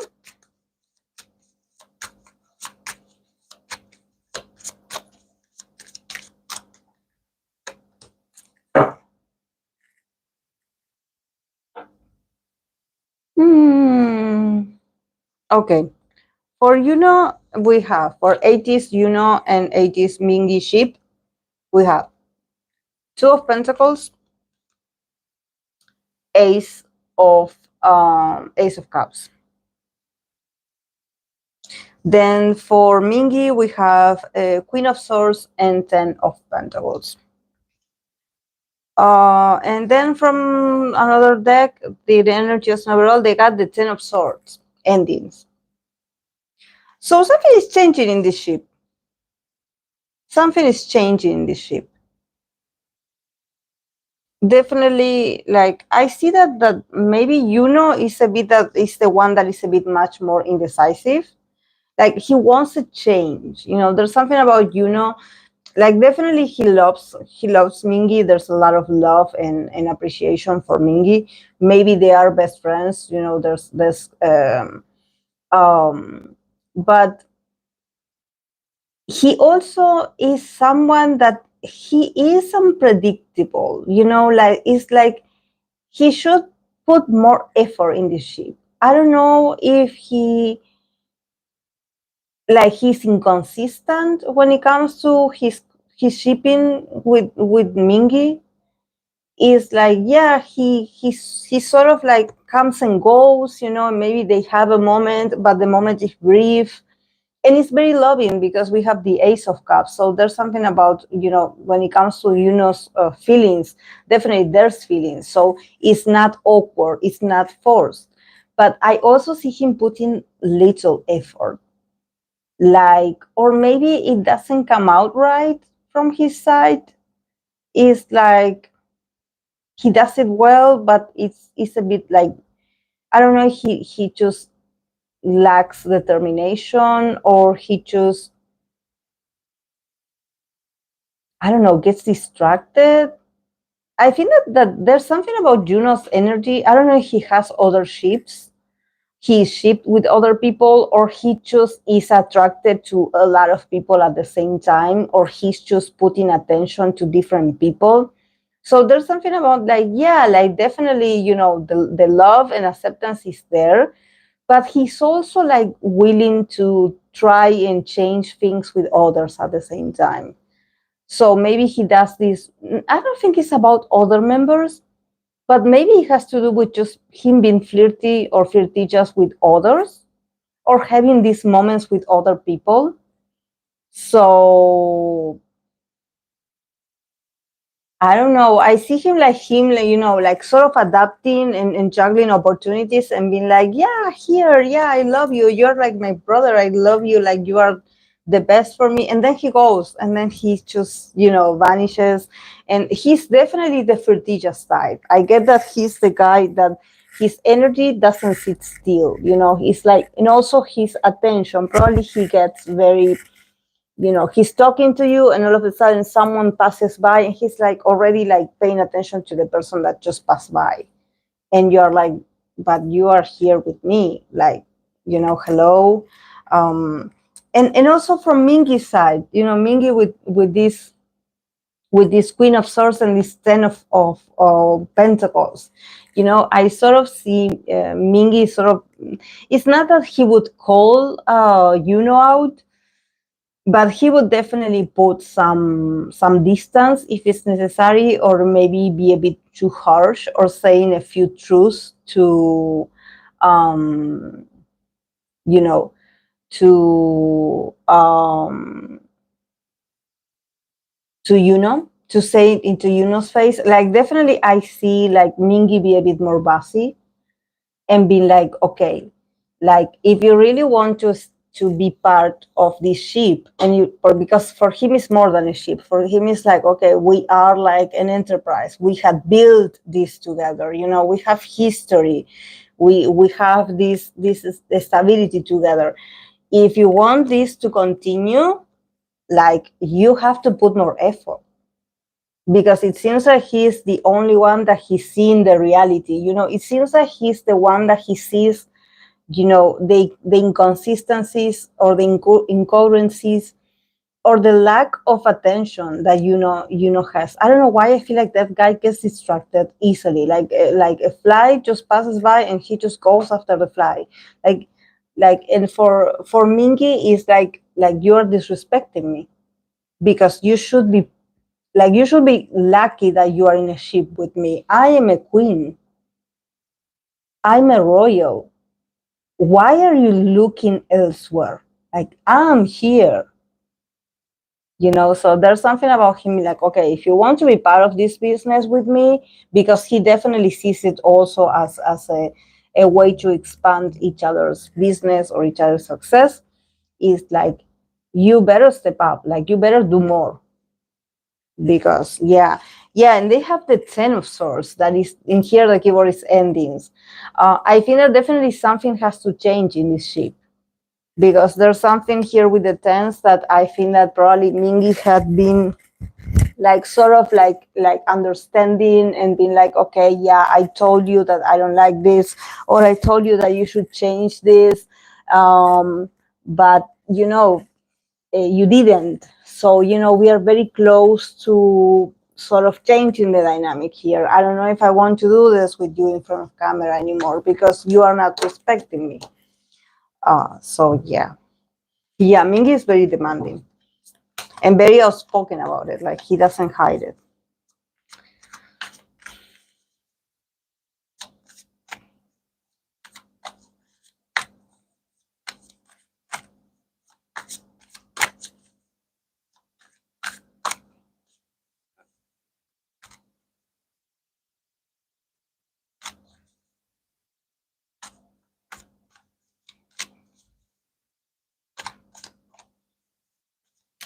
No. Yuta will marry a Japanese person.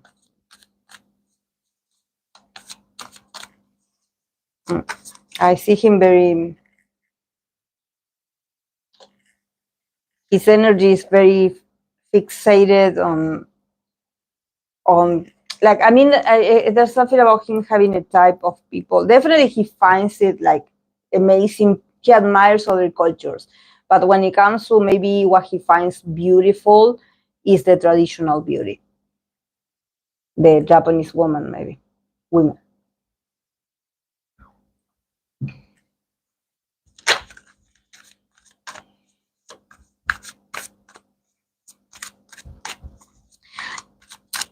Yeah, Yuta has an open mind, like, according for me, for my point of view, and this is not, for me to say that I know these people, but there's something about Yuta, like, finding foreigners really like it's sort of like an admiration, because sometimes we foreigners, we have another different lifestyle. So for him, it's like he's open to other cultures. This is why he's not living in Japan. There's something about him being an adventurer in this.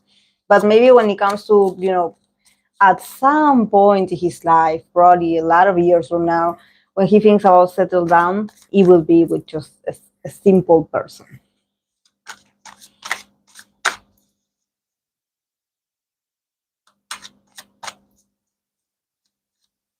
Yeah, he feels offended. Yeah, Mingy feels offended, Marushka. He feels like, why are you like?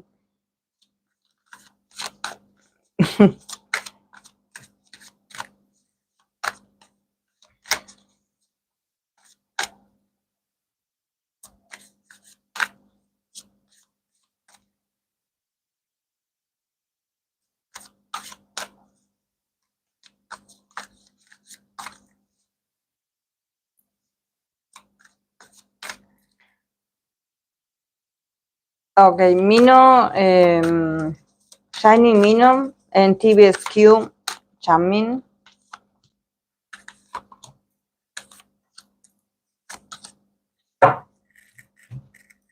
Hmm.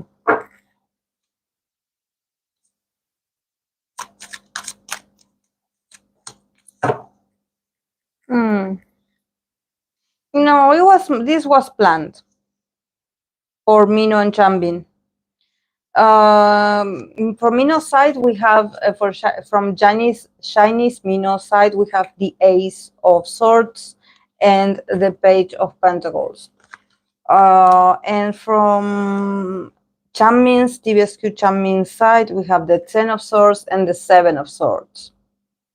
So yeah, and then from the relationship or the not the relationship the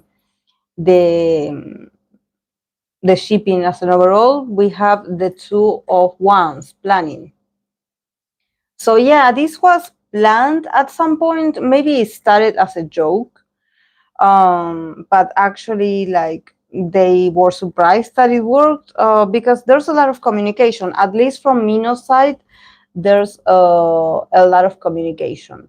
Like there's about something about him just being, sort of I feel that Mino is very humble. When it comes to Changbin, it's like he wants to learn from Changbin, or probably he admires Changbin a lot. So there's something about him being like, yeah, like whatever like connection we can have, and we can also explore as this sort of ship. They definitely talk a lot, but I think that for Mino, he more sees Changbin as this sort of mentor more than, oh, there's attraction here or there's like chemistry. I think that he sort of see it more like business relationship, or more like, oh, this is work, or we talk about work. I see him like more like this professional more than anything, and also serious, like probably, Mino just talking about like, oh, that you had this way of doing this, oh, how was it, talking about work all the time. And from Changbin's side, we have Ten of Swords and Seven of Swords. So there's a bit. I feel that this is not about the ship, but I feel that probably Changbin, as an idol, he's a bit tired of the idol life. And if we think about probably shipping, there's something about him being a bit fed up with that shipping thing. Maybe he's a married man, I believe. So there's something about him probably being very tired and also trying to escape being shipped or being people having that conversation about him again. He's like, I don't know if maybe there was a moment where people were very insistent about his sexuality. I don't know, maybe, but there's something about him also being very elusive about it. Like, again, like I'm tired. Like I'm just, if I'm engaging in a conversation with you guys, or if I'm talking to you guys, is because it's work and I have to do it. But I'm a bit tired. I'm going to go home. Like I really need to rest. I have so much worries. He has so much worries in his mind. Like the guy is not connected. Changbin is not connected. And he's like, there's something about his also probably his mind, or probably his way of, he sort of escapes certain interactions, but because he is he wants to go home. I don't know why. I believe that maybe the idol life is a bit tiring for him, and he's like, okay, I will complete my schedule, and I want to fly away from here. Like I really want to escape. Like, and you know, the person that usually they end this interaction with being like, oh, we should do this again, we should see each other again, yeah, we should hang out more often, yeah, please call me, I'll be there. And then he just disappears and you don't hear from him.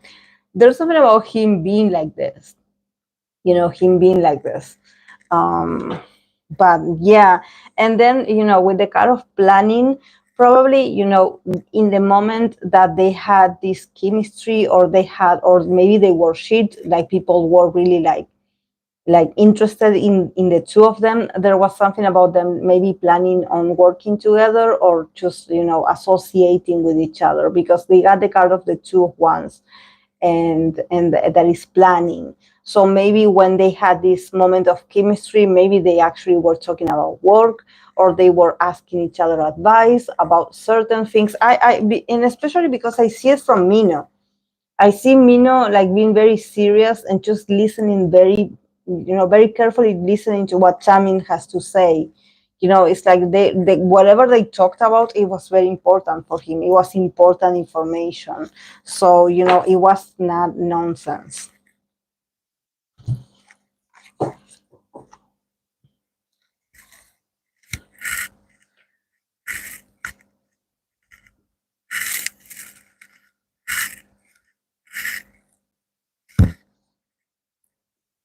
Yes, they are friends, and Mino does respect Chamin because he's business oriented as well. Ah, okay.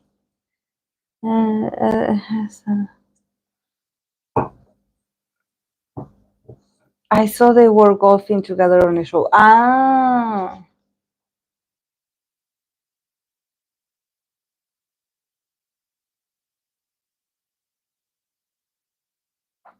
I do not read for BTS members. They are in the military. Leave them alone.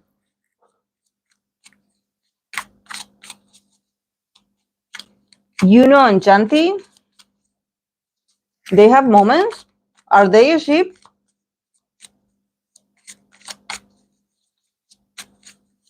Because I don't know them. Like I know but I actually don't haven't observed him that much.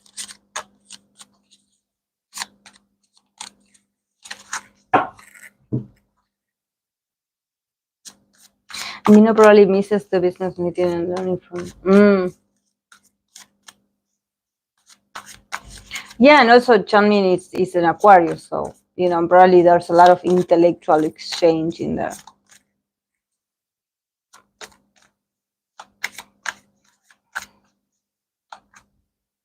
No, Chanti. Who is Jue?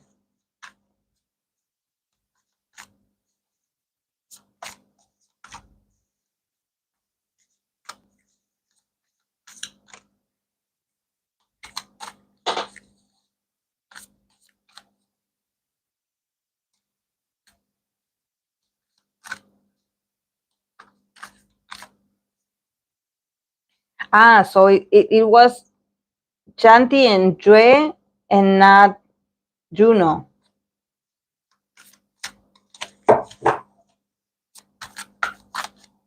Because I read Juno in Chanti. That's why I was asking.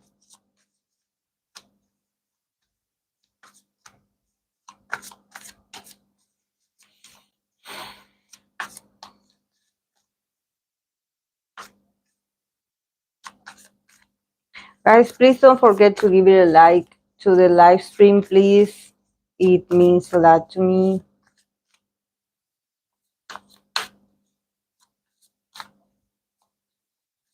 But Chanti and Jue are mothers. Ah, okay. Chanti, Lapilus, Chanti, and Jue.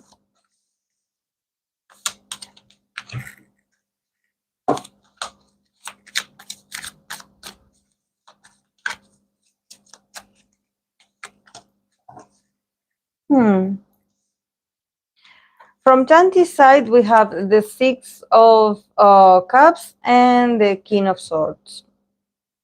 And then from this member Juem, is she a fire sign? Because she has a lot of wands.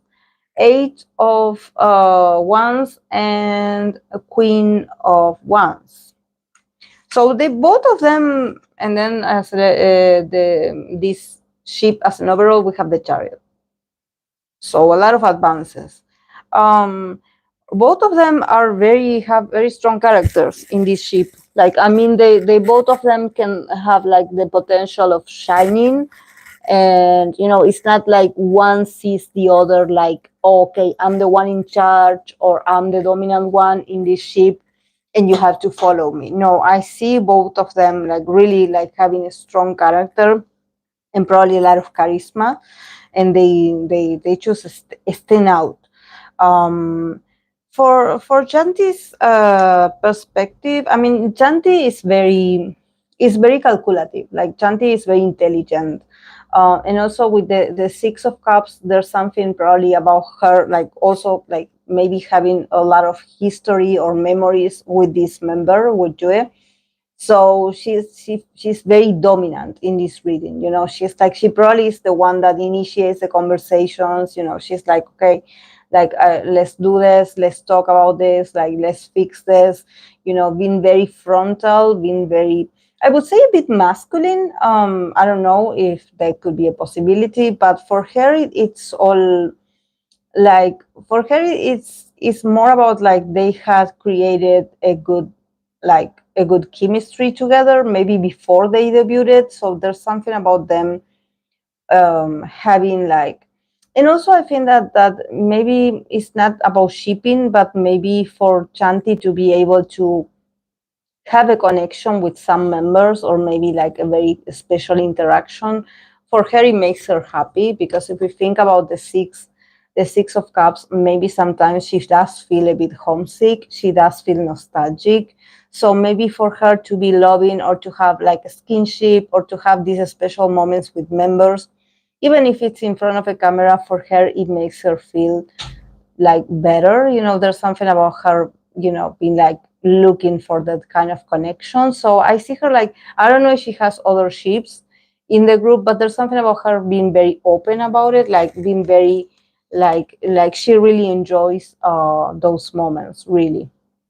Really, she I believe that probably she's looking for friends. Like there's something about her, like she knows, because like I said, she's very intelligent. Here with the King of Swords, definitely she's not a child. Like she knows that this is work and everything, but there's a part of her that she definitely wants to be loved and accepted.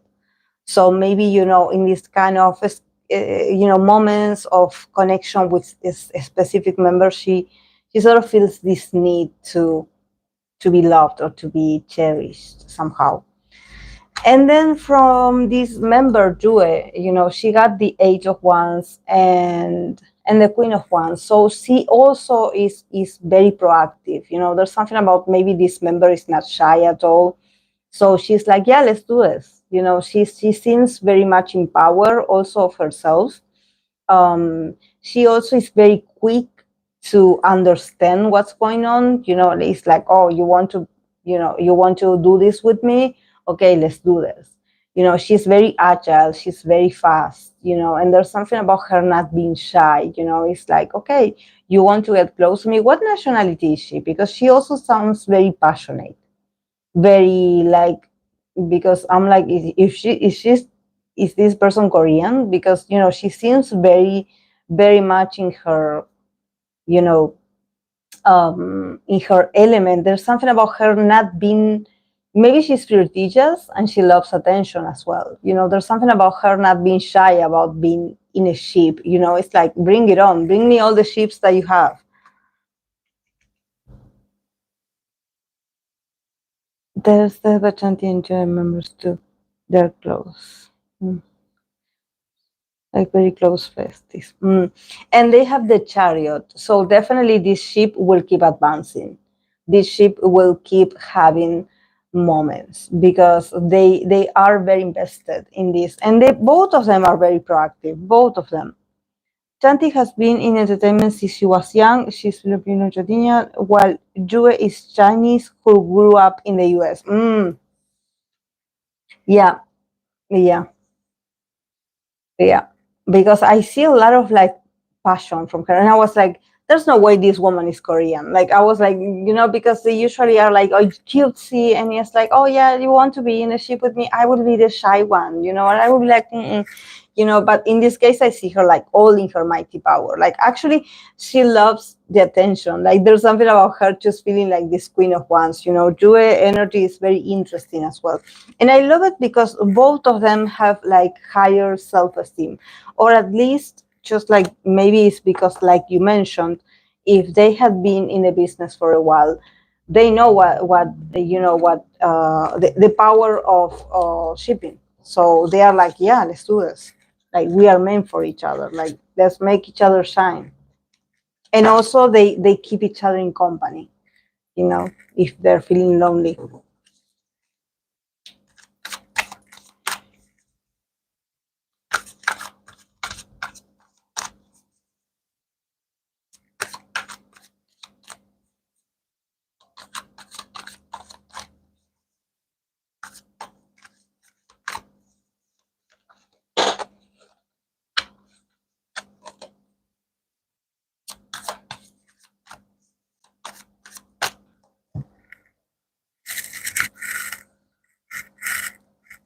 Martin, we're not doing relationships in here. We're doing shipping. Shipping readings. Shipping is shipping. It's not relationship. It's shipping. Famous ships. Yeah, people like be more like. Please think about a popular ship.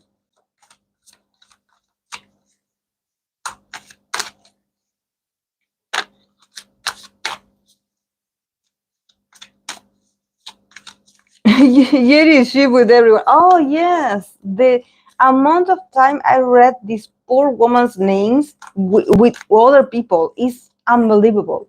I swear, the girl ship with everyone is like the girl like breathes and she's just like being ship.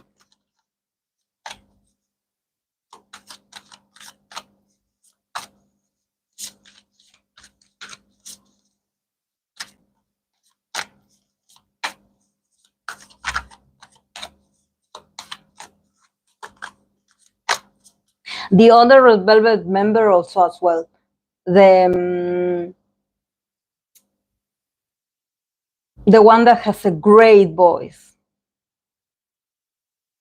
I know that all Red Velvet members have great voice, but the other one, um,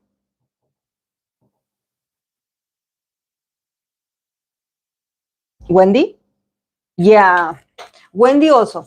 Wendy ship with everyone. Okay,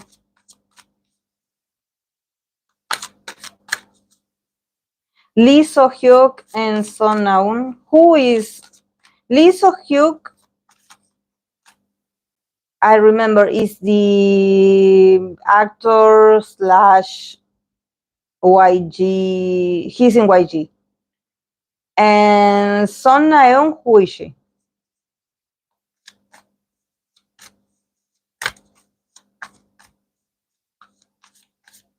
I'm still deciding, Akira, who I'm going to read next because I want a popular ship, like people. Son Naeun actress. I need to picture her in my mind. What actress? In what movie she was in? Or maybe if they were together. Wasn't she like the one that was with Taemin in We Got Married?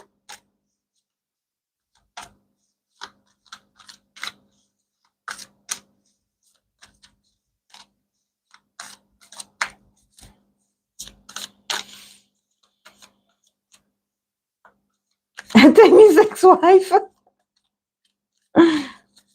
like like that we haven't discussed before, Akira, but you know. Ah, yes, with Taemin. Oh, so she has history with the other guy, with Lee So Hyuk. Yeah, because we are tired, and also BTS is not here.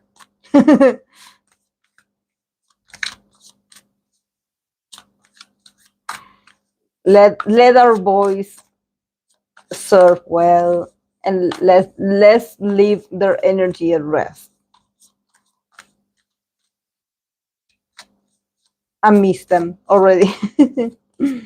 With Lee So-hyuk. But Lee So-hyuk, I got it right, is this actor. He's a Gemini.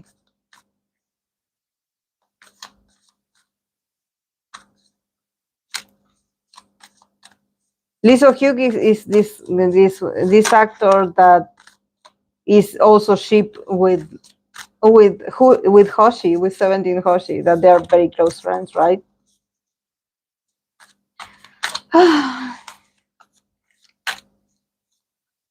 I'm tired.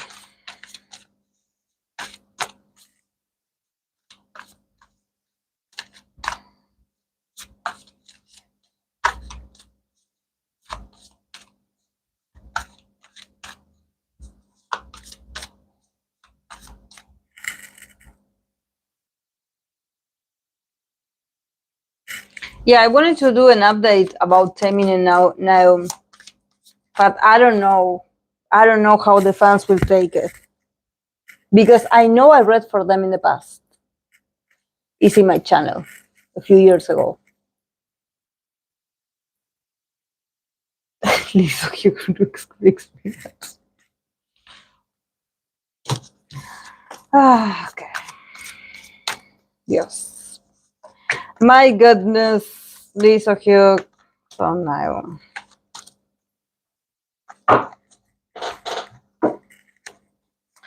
Is this a popular ship? We don't know it.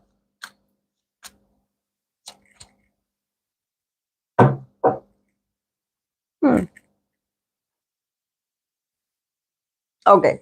For Lee So-hyuk, Six of Pentacles and the Handman. The guy is a bit fed up with being shipped. He actually doesn't do that much, but people just ship him. It's like he does the bare minimum, and people just like ship him.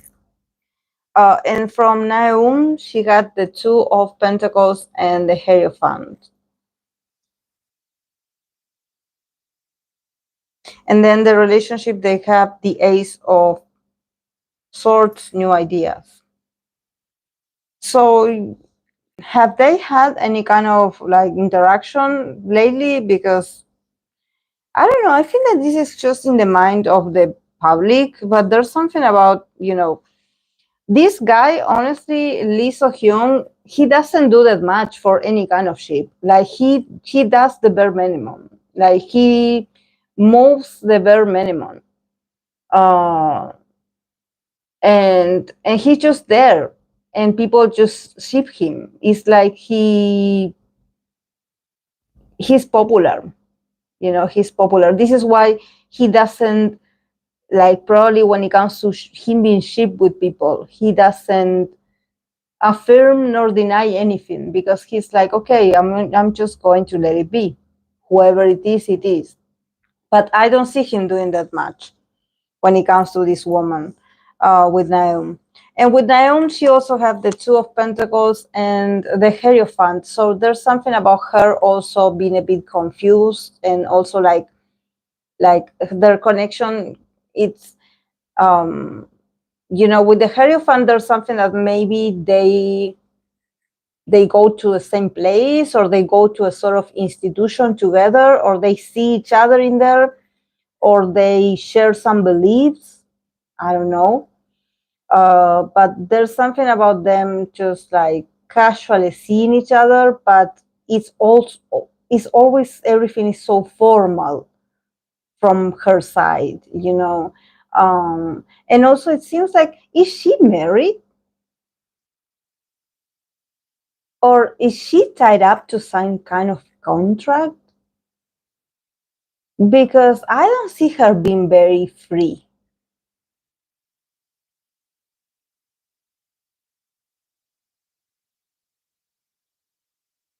I don't see her being very free.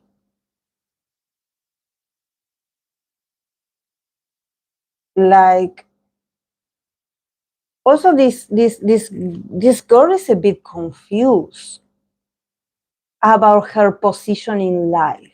Not only about the position in this sort of ship that she also goes with the flow. You know, there's something about her adapting. Maybe she shipped a lot also. She's like goes with the flow. But for her, it's more like um maybe she doesn't believe in shipping because she's like, could it be that she's extremely religious and there's something about her like, I adapt to what the fame wants out of me, but I am devoted to this.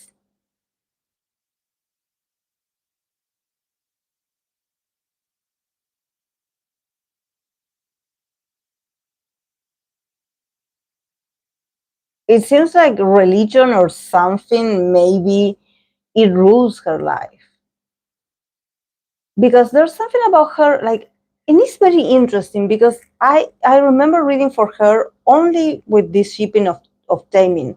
Maybe it would be interesting to read for, I don't know if she has fans, but I'm sure she has fans, but like outside of being shipped with people, like individually, because I think that this girl is not stable.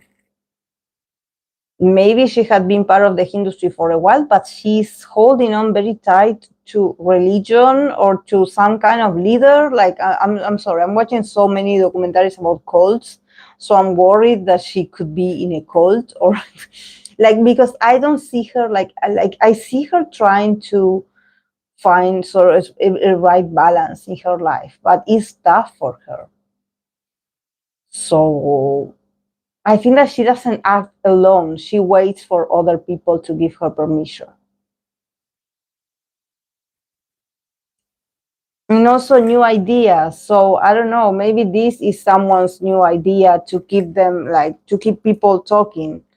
Uh, or maybe like you said, maybe there's people, she's very Catholic.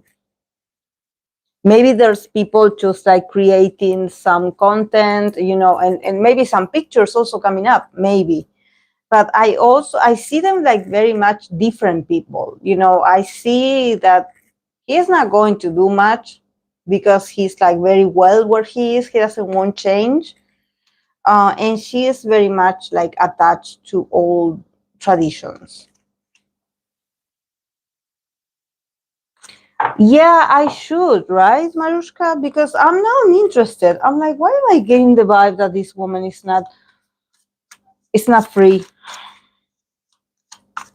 She needs to focus on her career because she's getting criticized for her acting. She was also dragged severely during one incident with crazy fans.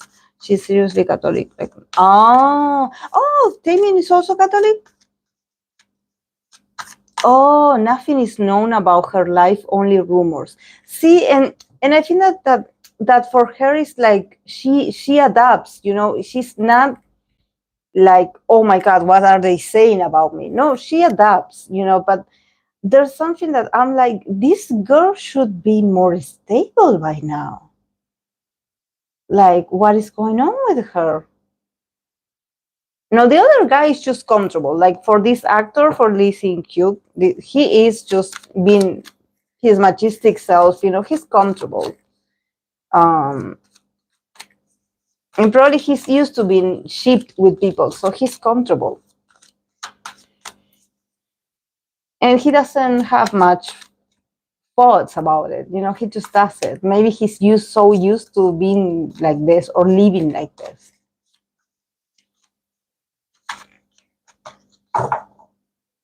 Is Semin seriously Catholic lately? Must go behind church once when mess is happening. Have you missed all those crosses in Semin's and misfires? Well, I thought they were decorative. Sometimes they use crosses and they are not. And I don't know, maybe I was like, well, maybe in Korea, I don't know, evangelists or there's other people, they use crosses as well. I thought that it was for aesthetic purposes. I hope it's not a cult, but what came to mine too. Maybe her energy is on her. I think her in roles and she's fine. Yeah, maybe also the agency is having a grasp on her very tight. Maybe.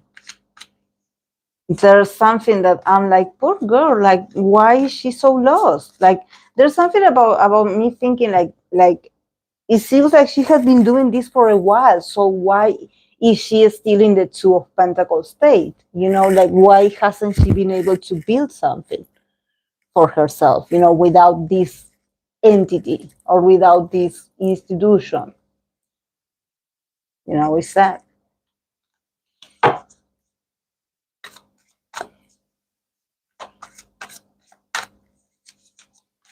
Maybe we could pull cards now for Taemin and her. Should we do this? I will do this if you allow me, Hope.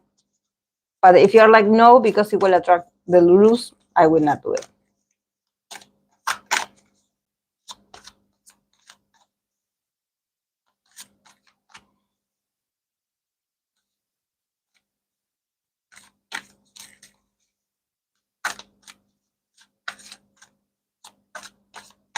Seriously, yes, Taemin is publicly Catholic. His views are infused with religious symbolisms and dies the sign of the cross. Heavenly holy water. Should we pull some cards for Taemin and Naeun?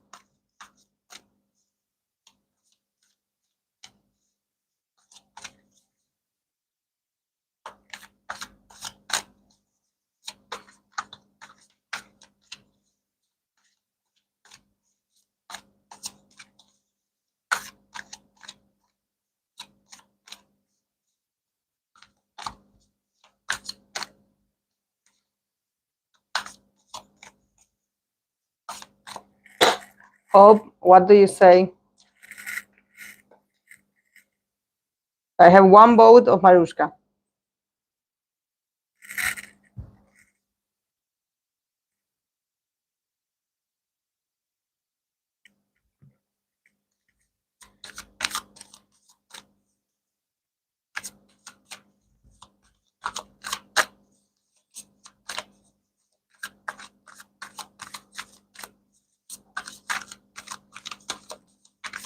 Okay. See, when I saw yesterday's clip of Taemin like walking and taking off his jacket, and I remember when I read for him at the beginning of the year, was it? No, after he got out of the military, that I said that he was going to become like much more masculine, much more dominant. And now we have it. Now we have it. I'm so proud of him. Like he's everything that is all right in the K-pop.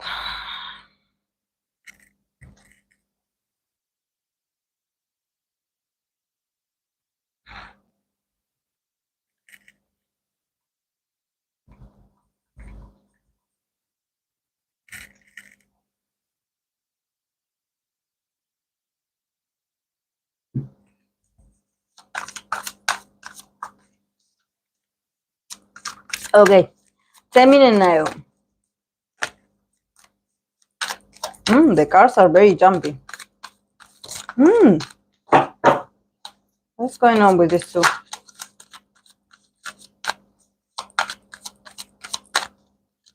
Taemin, Naeun.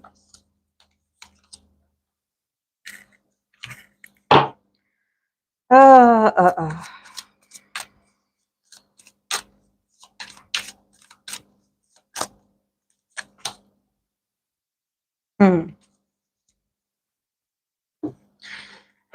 Yeah.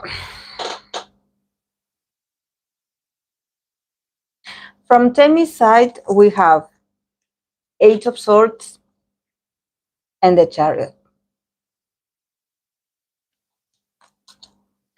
From Naeun's side, we have Six of Swords and Six of Pentacles.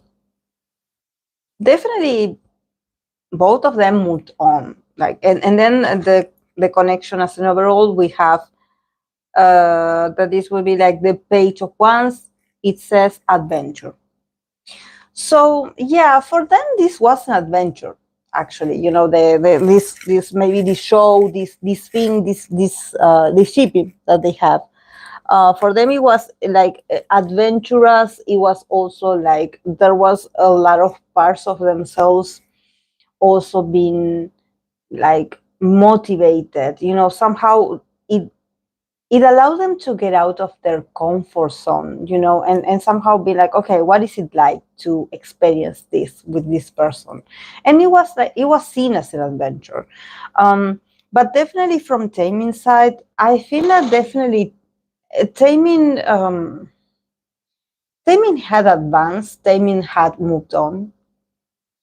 But I think that it's very obvious that he was left with a lot of guilt, and probably for him to move on, it took him a while to move on from this. um Maybe there were some things that he wanted to say to her, there were some things that he wanted to do with her, but it just wasn't possible at that time, at that moment. um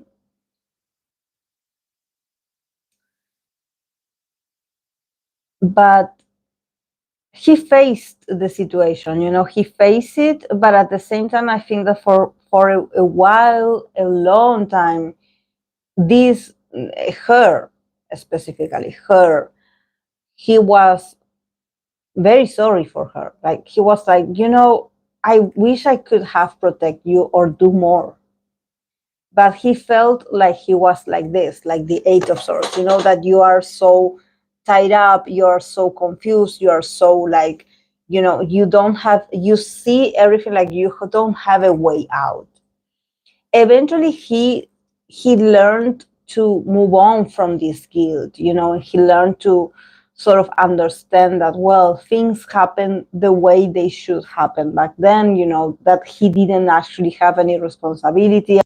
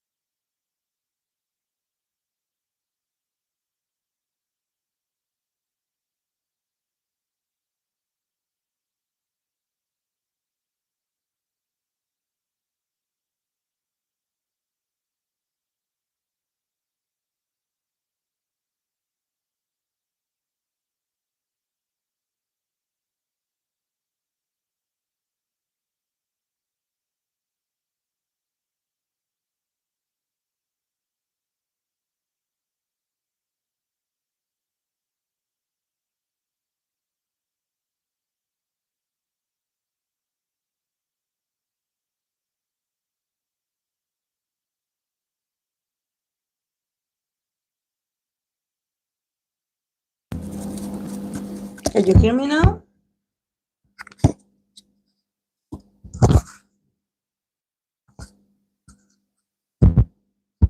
It, it turned off all of a sudden.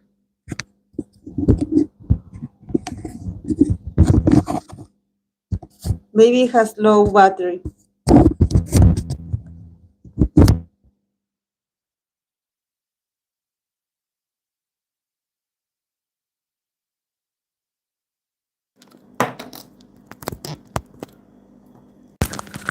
How long have I been talking and you're not listening, actually?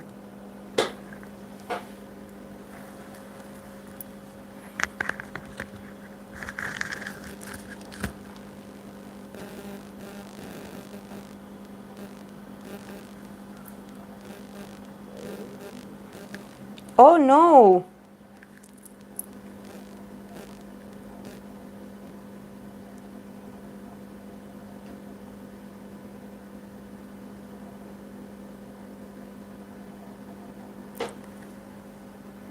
Oh my god, I have been talking and you're not been listening?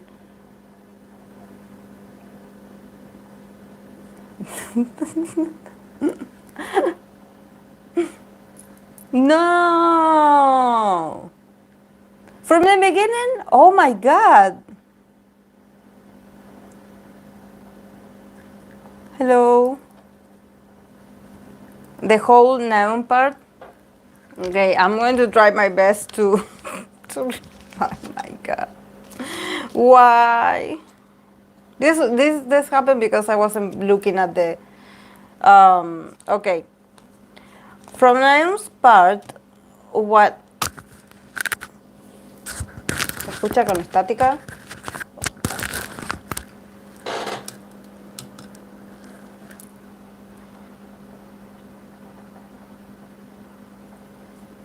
¿Se escucha bien? Can you hear me okay, guys?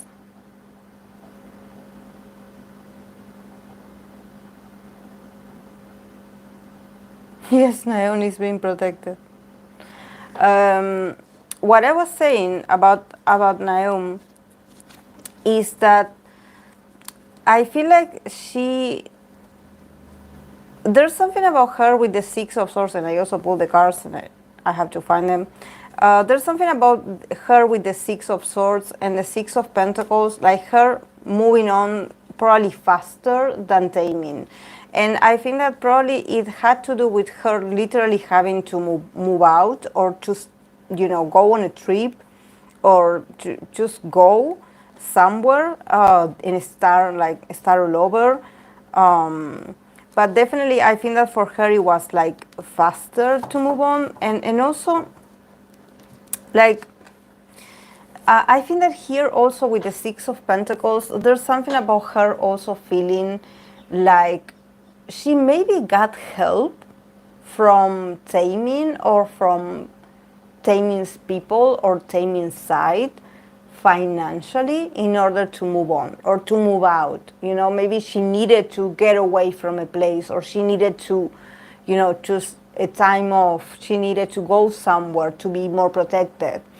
And I think that she received help from Taemin financially, or from Taemin's maybe managers, or, I believe that there's a part of her being very humble and grateful about, how she was able to move on faster.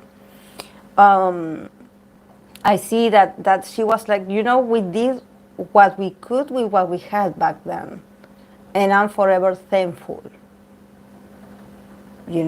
But also, and this is what I was saying, that when I read for her, I get this vibe of her actually probably not acknowledging how difficult it was back then. I sense that here with the Six of Pentacles, the Six of Swords, there's something about her mentally just convincing herself, or moving on very fast intellectually in her mind, and be like, oh yeah, this happened, but I already moved on, or I already am in a new chapter in my life. There's something about her not acknowledging what happened and how serious it got back then, or maybe how traumatic it must have been. You know, there's something about her sort of trying to, I don't know, there's something about her trying to convince herself that, yeah, it wasn't that bad. You know, but actually, I can sort of see her suffering. So I don't know why she would dissociate herself from when serious things happen to her. It seems like she doesn't acknowledge them. She just accepts them, and it's like, oh yeah, yeah, probably was challenging, but you know, yeah, I moved on, and actually I got to do this, but yeah, it wasn't that bad. You know, so I get this very, it's not that I would say that her energy feels submissive, but there's something about her not acknowledging things the way they happened.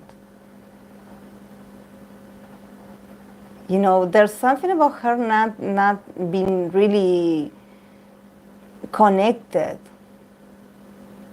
with what had happened. You know, I don't know, maybe things weren't that serious, but there's something about her, oh yeah, we did what we could back then. You know, there's something about that very sweet speech about, yeah, but yeah, it was a long time ago. And like, really?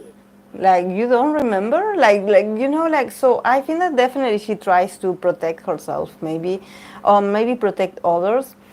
But she definitely felt like from Taemin's perspective and in this situation with him, she felt very reciprocated. You know, she felt that whatever she needed from him, she was given what she needed from him. You know, she felt like she wasn't alone in this ship or in this adventure. This is why they got the card of adventure. They got the card of adventure in the other tarot deck. Because for them it was like an adventure. You know, for them it was an opportunity to to play, sort of, you know, to play these roles, to get more courageous, you know, to be more active together, to be a bit more passionate, a bit more wild, but always from a place of beginners, you know, like of them being maybe being really young, but spontaneous. So I guess they were very spontaneous together. But there's something, oh my God. I hope, I hope the electricity doesn't cause trouble. Oh my God. I'm going to turn it off just in case. I hope I don't have trouble with the electricity. But yeah, guys, this is what I get from her. It's sort of like, I would say that she's a bit numb to the situation. That's why I was like, when I pulled cards for her, I was like, she's not 100% that connected, but yeah, maybe it's the way she transits things. Maybe this is a way for her to actually being able to move on, because she did move on faster than Taemin. And I don't know if maybe if she had to move out, or if she had to travel somewhere, or if she had to, I don't know, go live somewhere else. Maybe this was a physical travel or transportation, so she had to leave. So that actually helped her heal faster. But there's something about her being very, content and being satisfied. I mean, like, yeah, we did what we could. Yeah, yeah, it was challenging, but it was okay. Like, no regrets, kinda.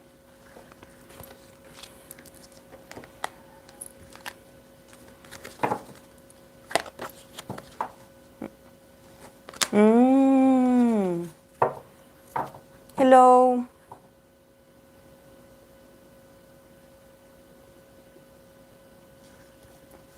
Mm. Hmm.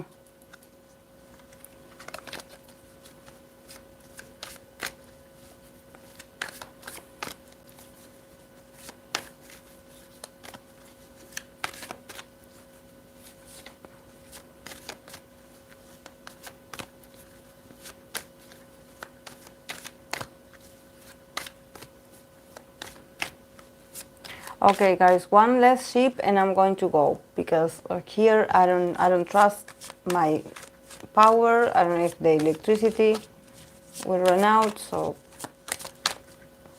just in case.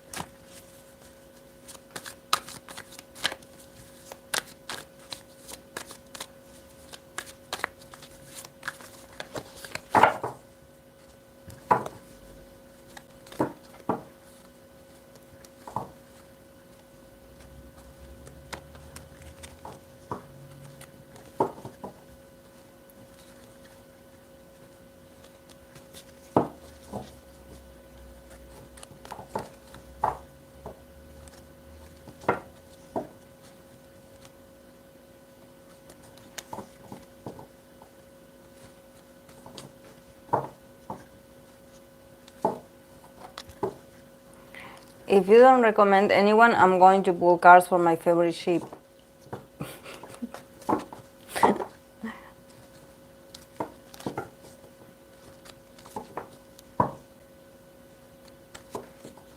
Oh, did the cats go outside?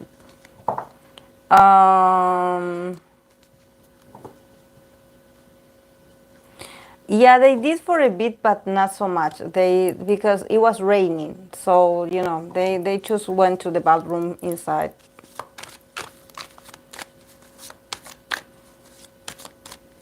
My favorite ship so far, because I don't know much about ship. I think that it's screen time for me, not so much shipping. The Yuta and Jungkook, because the two of them just are my favorite. So I love seeing them together because it saves time. It's like my two favorites in one frame.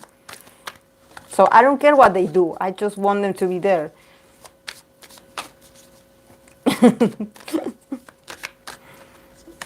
All right, okay. Yuta, Jungkook.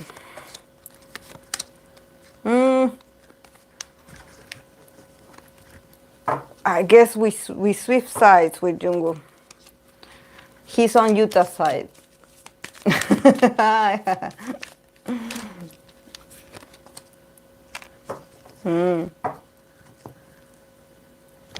It's still slow.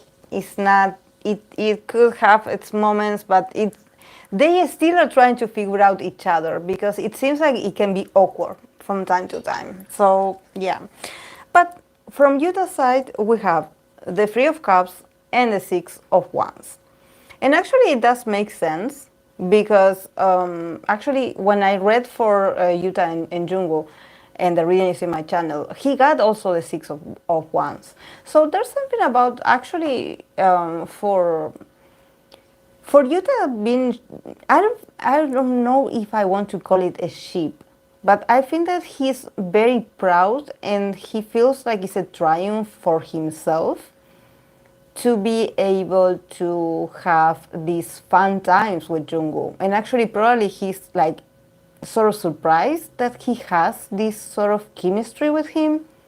I think that because I think that it's more about, it's not so much what we see on cameras. I think that definitely they hang out and they are friends when the cameras are off. Like they hang out together. I don't know, they go to restaurants or they just hang out.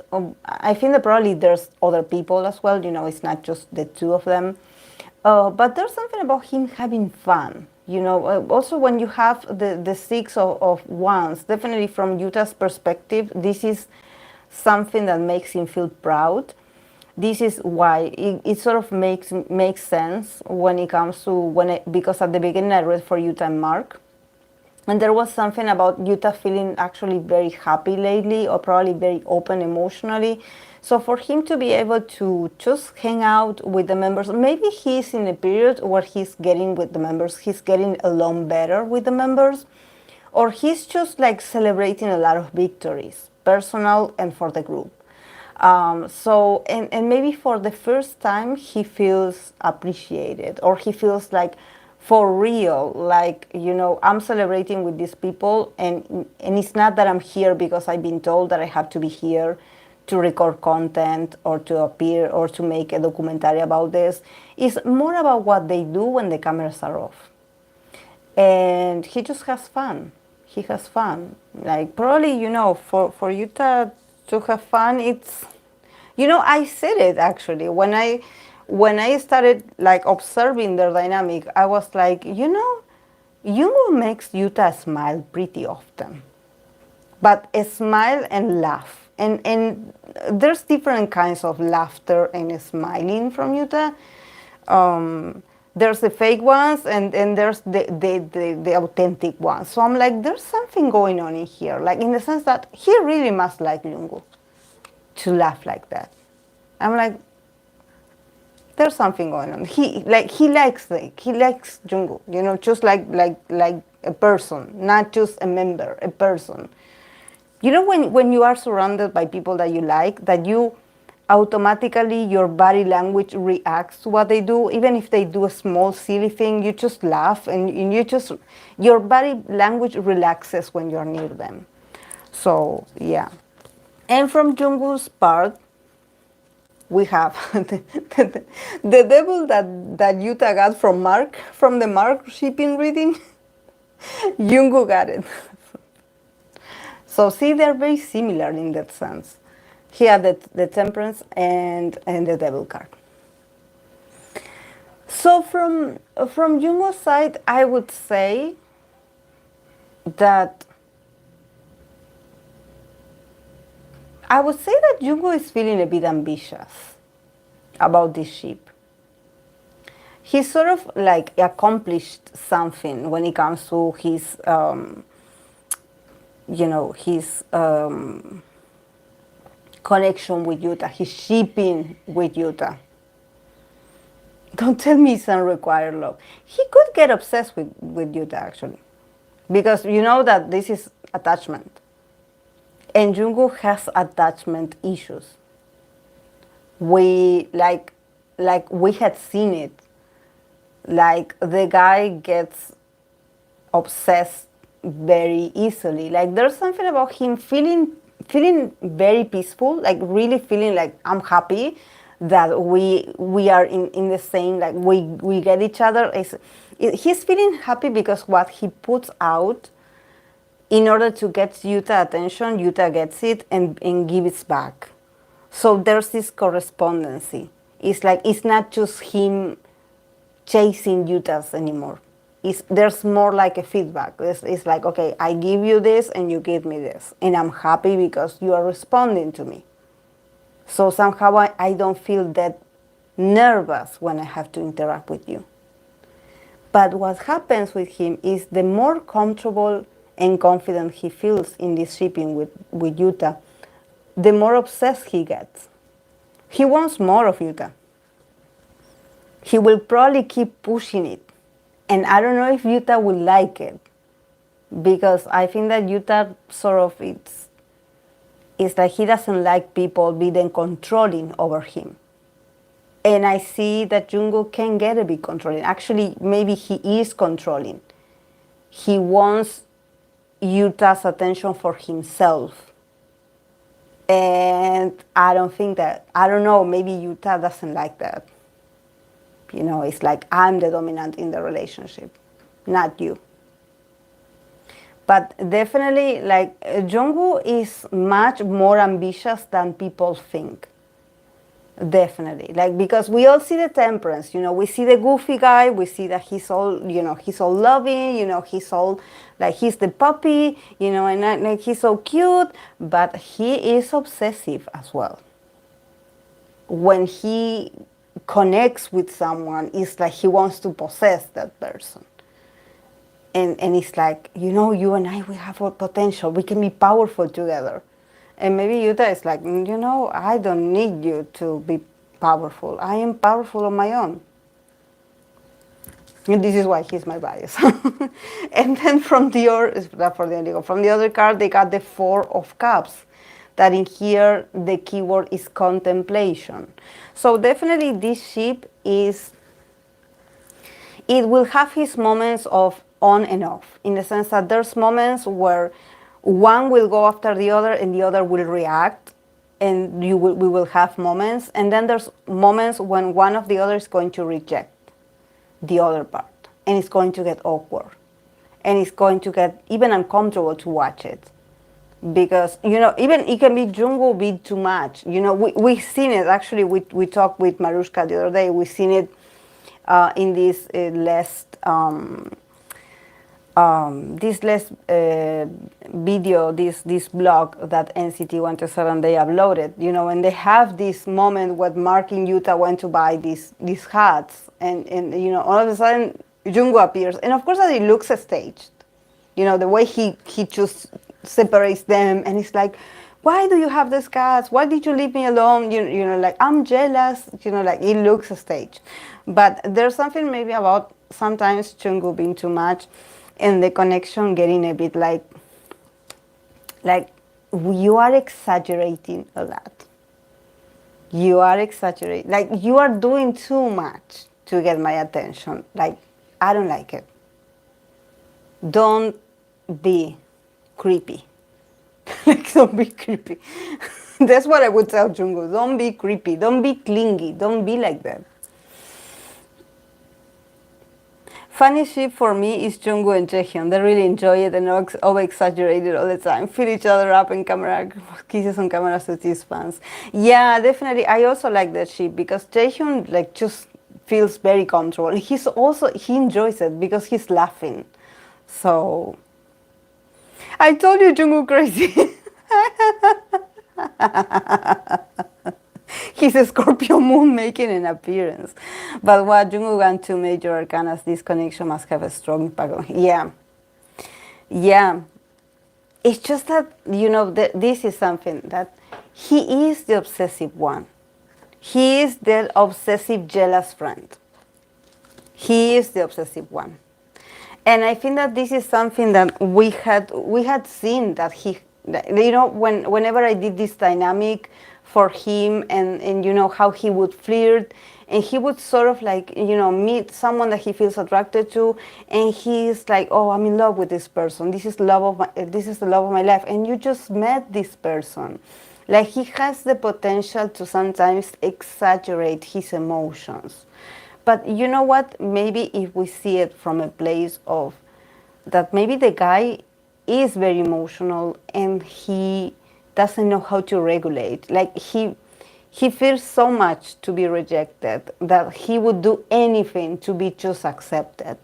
So there's something about him also having to learn to regulate his passions, I would say, because probably when he doesn't get what he wants, he can get pretty revengeful as well. Like, you can see him like he's all devotions when you pay attention to him, but when you reject him, he can be your enemy as well. We don't want to see Jungkook being jealous for real, because actually he can be pretty hurtful. Like, it's just that I don't think that they're going to show it on cameras, but he has his temper. Like, it's not temper, but maybe he has, his attitude of just cutting you off when things don't go the way he wants. So, he is a bit manipulative.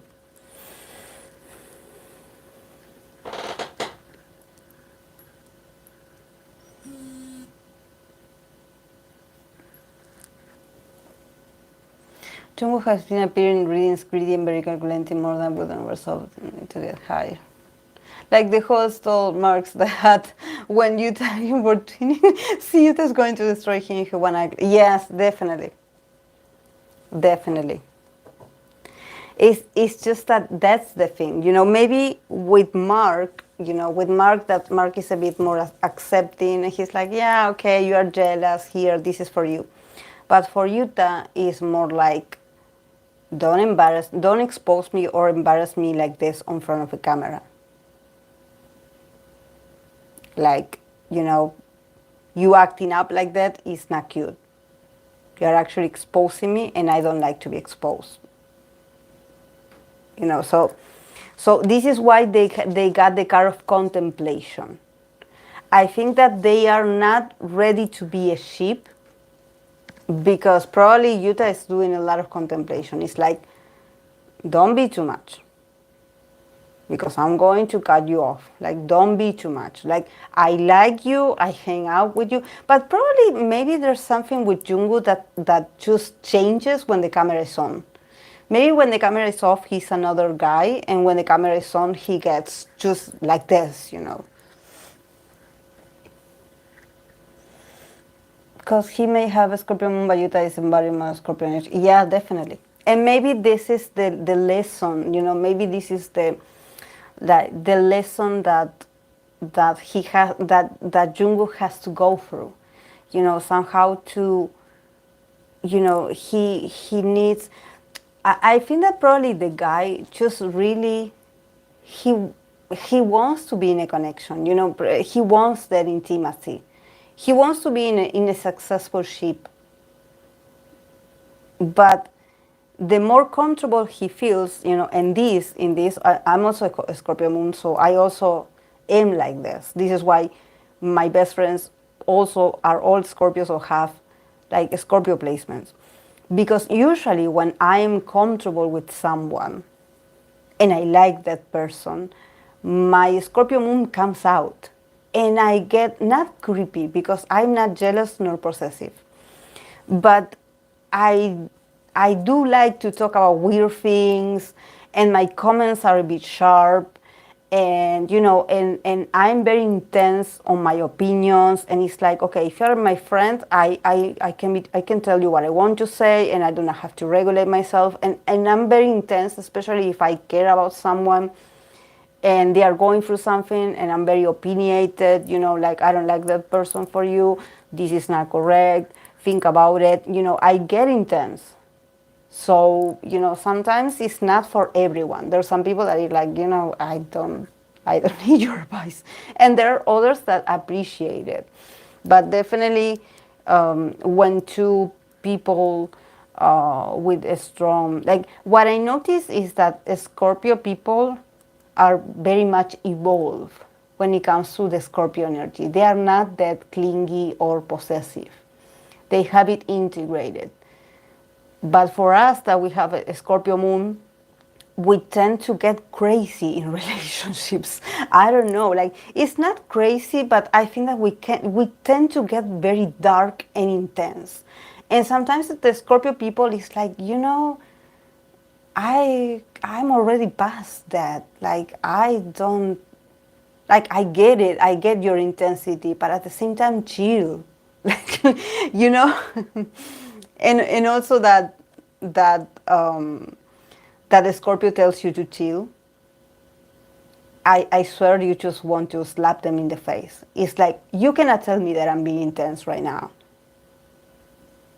when you are the sign of intensity. Like, you should be on my side. Why are you restricting my intensity? You should understand me. No. And this is the reason why I don't date Scorpio people.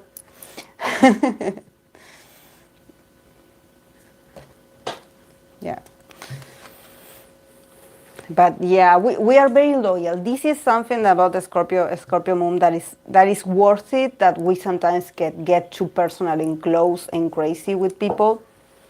But we are loyal. We will stay by your side until the end of days. Like, you are our person. We are not leaving you. But yeah, we are a bit too much, too controlling, you know. And when we care about someone, we get more crazy. So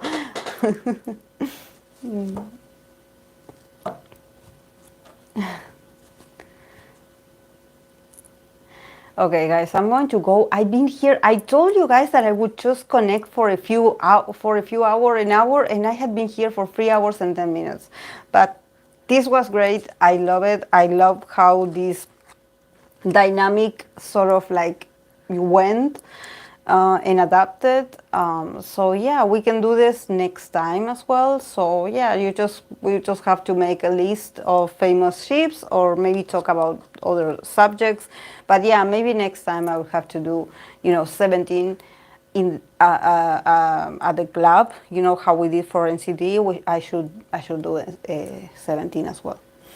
But yeah, yeah, guys, thank you so much for being here. Thank you for letting me know about the mic. Yeah, my mic, it's, I should have observed that the green light was off, but I didn't. But yeah, I hope that you didn't miss that much. I believe I said everything that I repeat everything that I said back then. So yeah, but yeah, I hate that mic. I said it. I will continue saying it, but I have to use it. So yeah, yeah. That's why I was prepared. I brought this just in case, because I was like, maybe it will disappoint me at some point. It will leave me, so I better have this around. So yeah, thank you guys. Have a great weekend. Love you. Bye.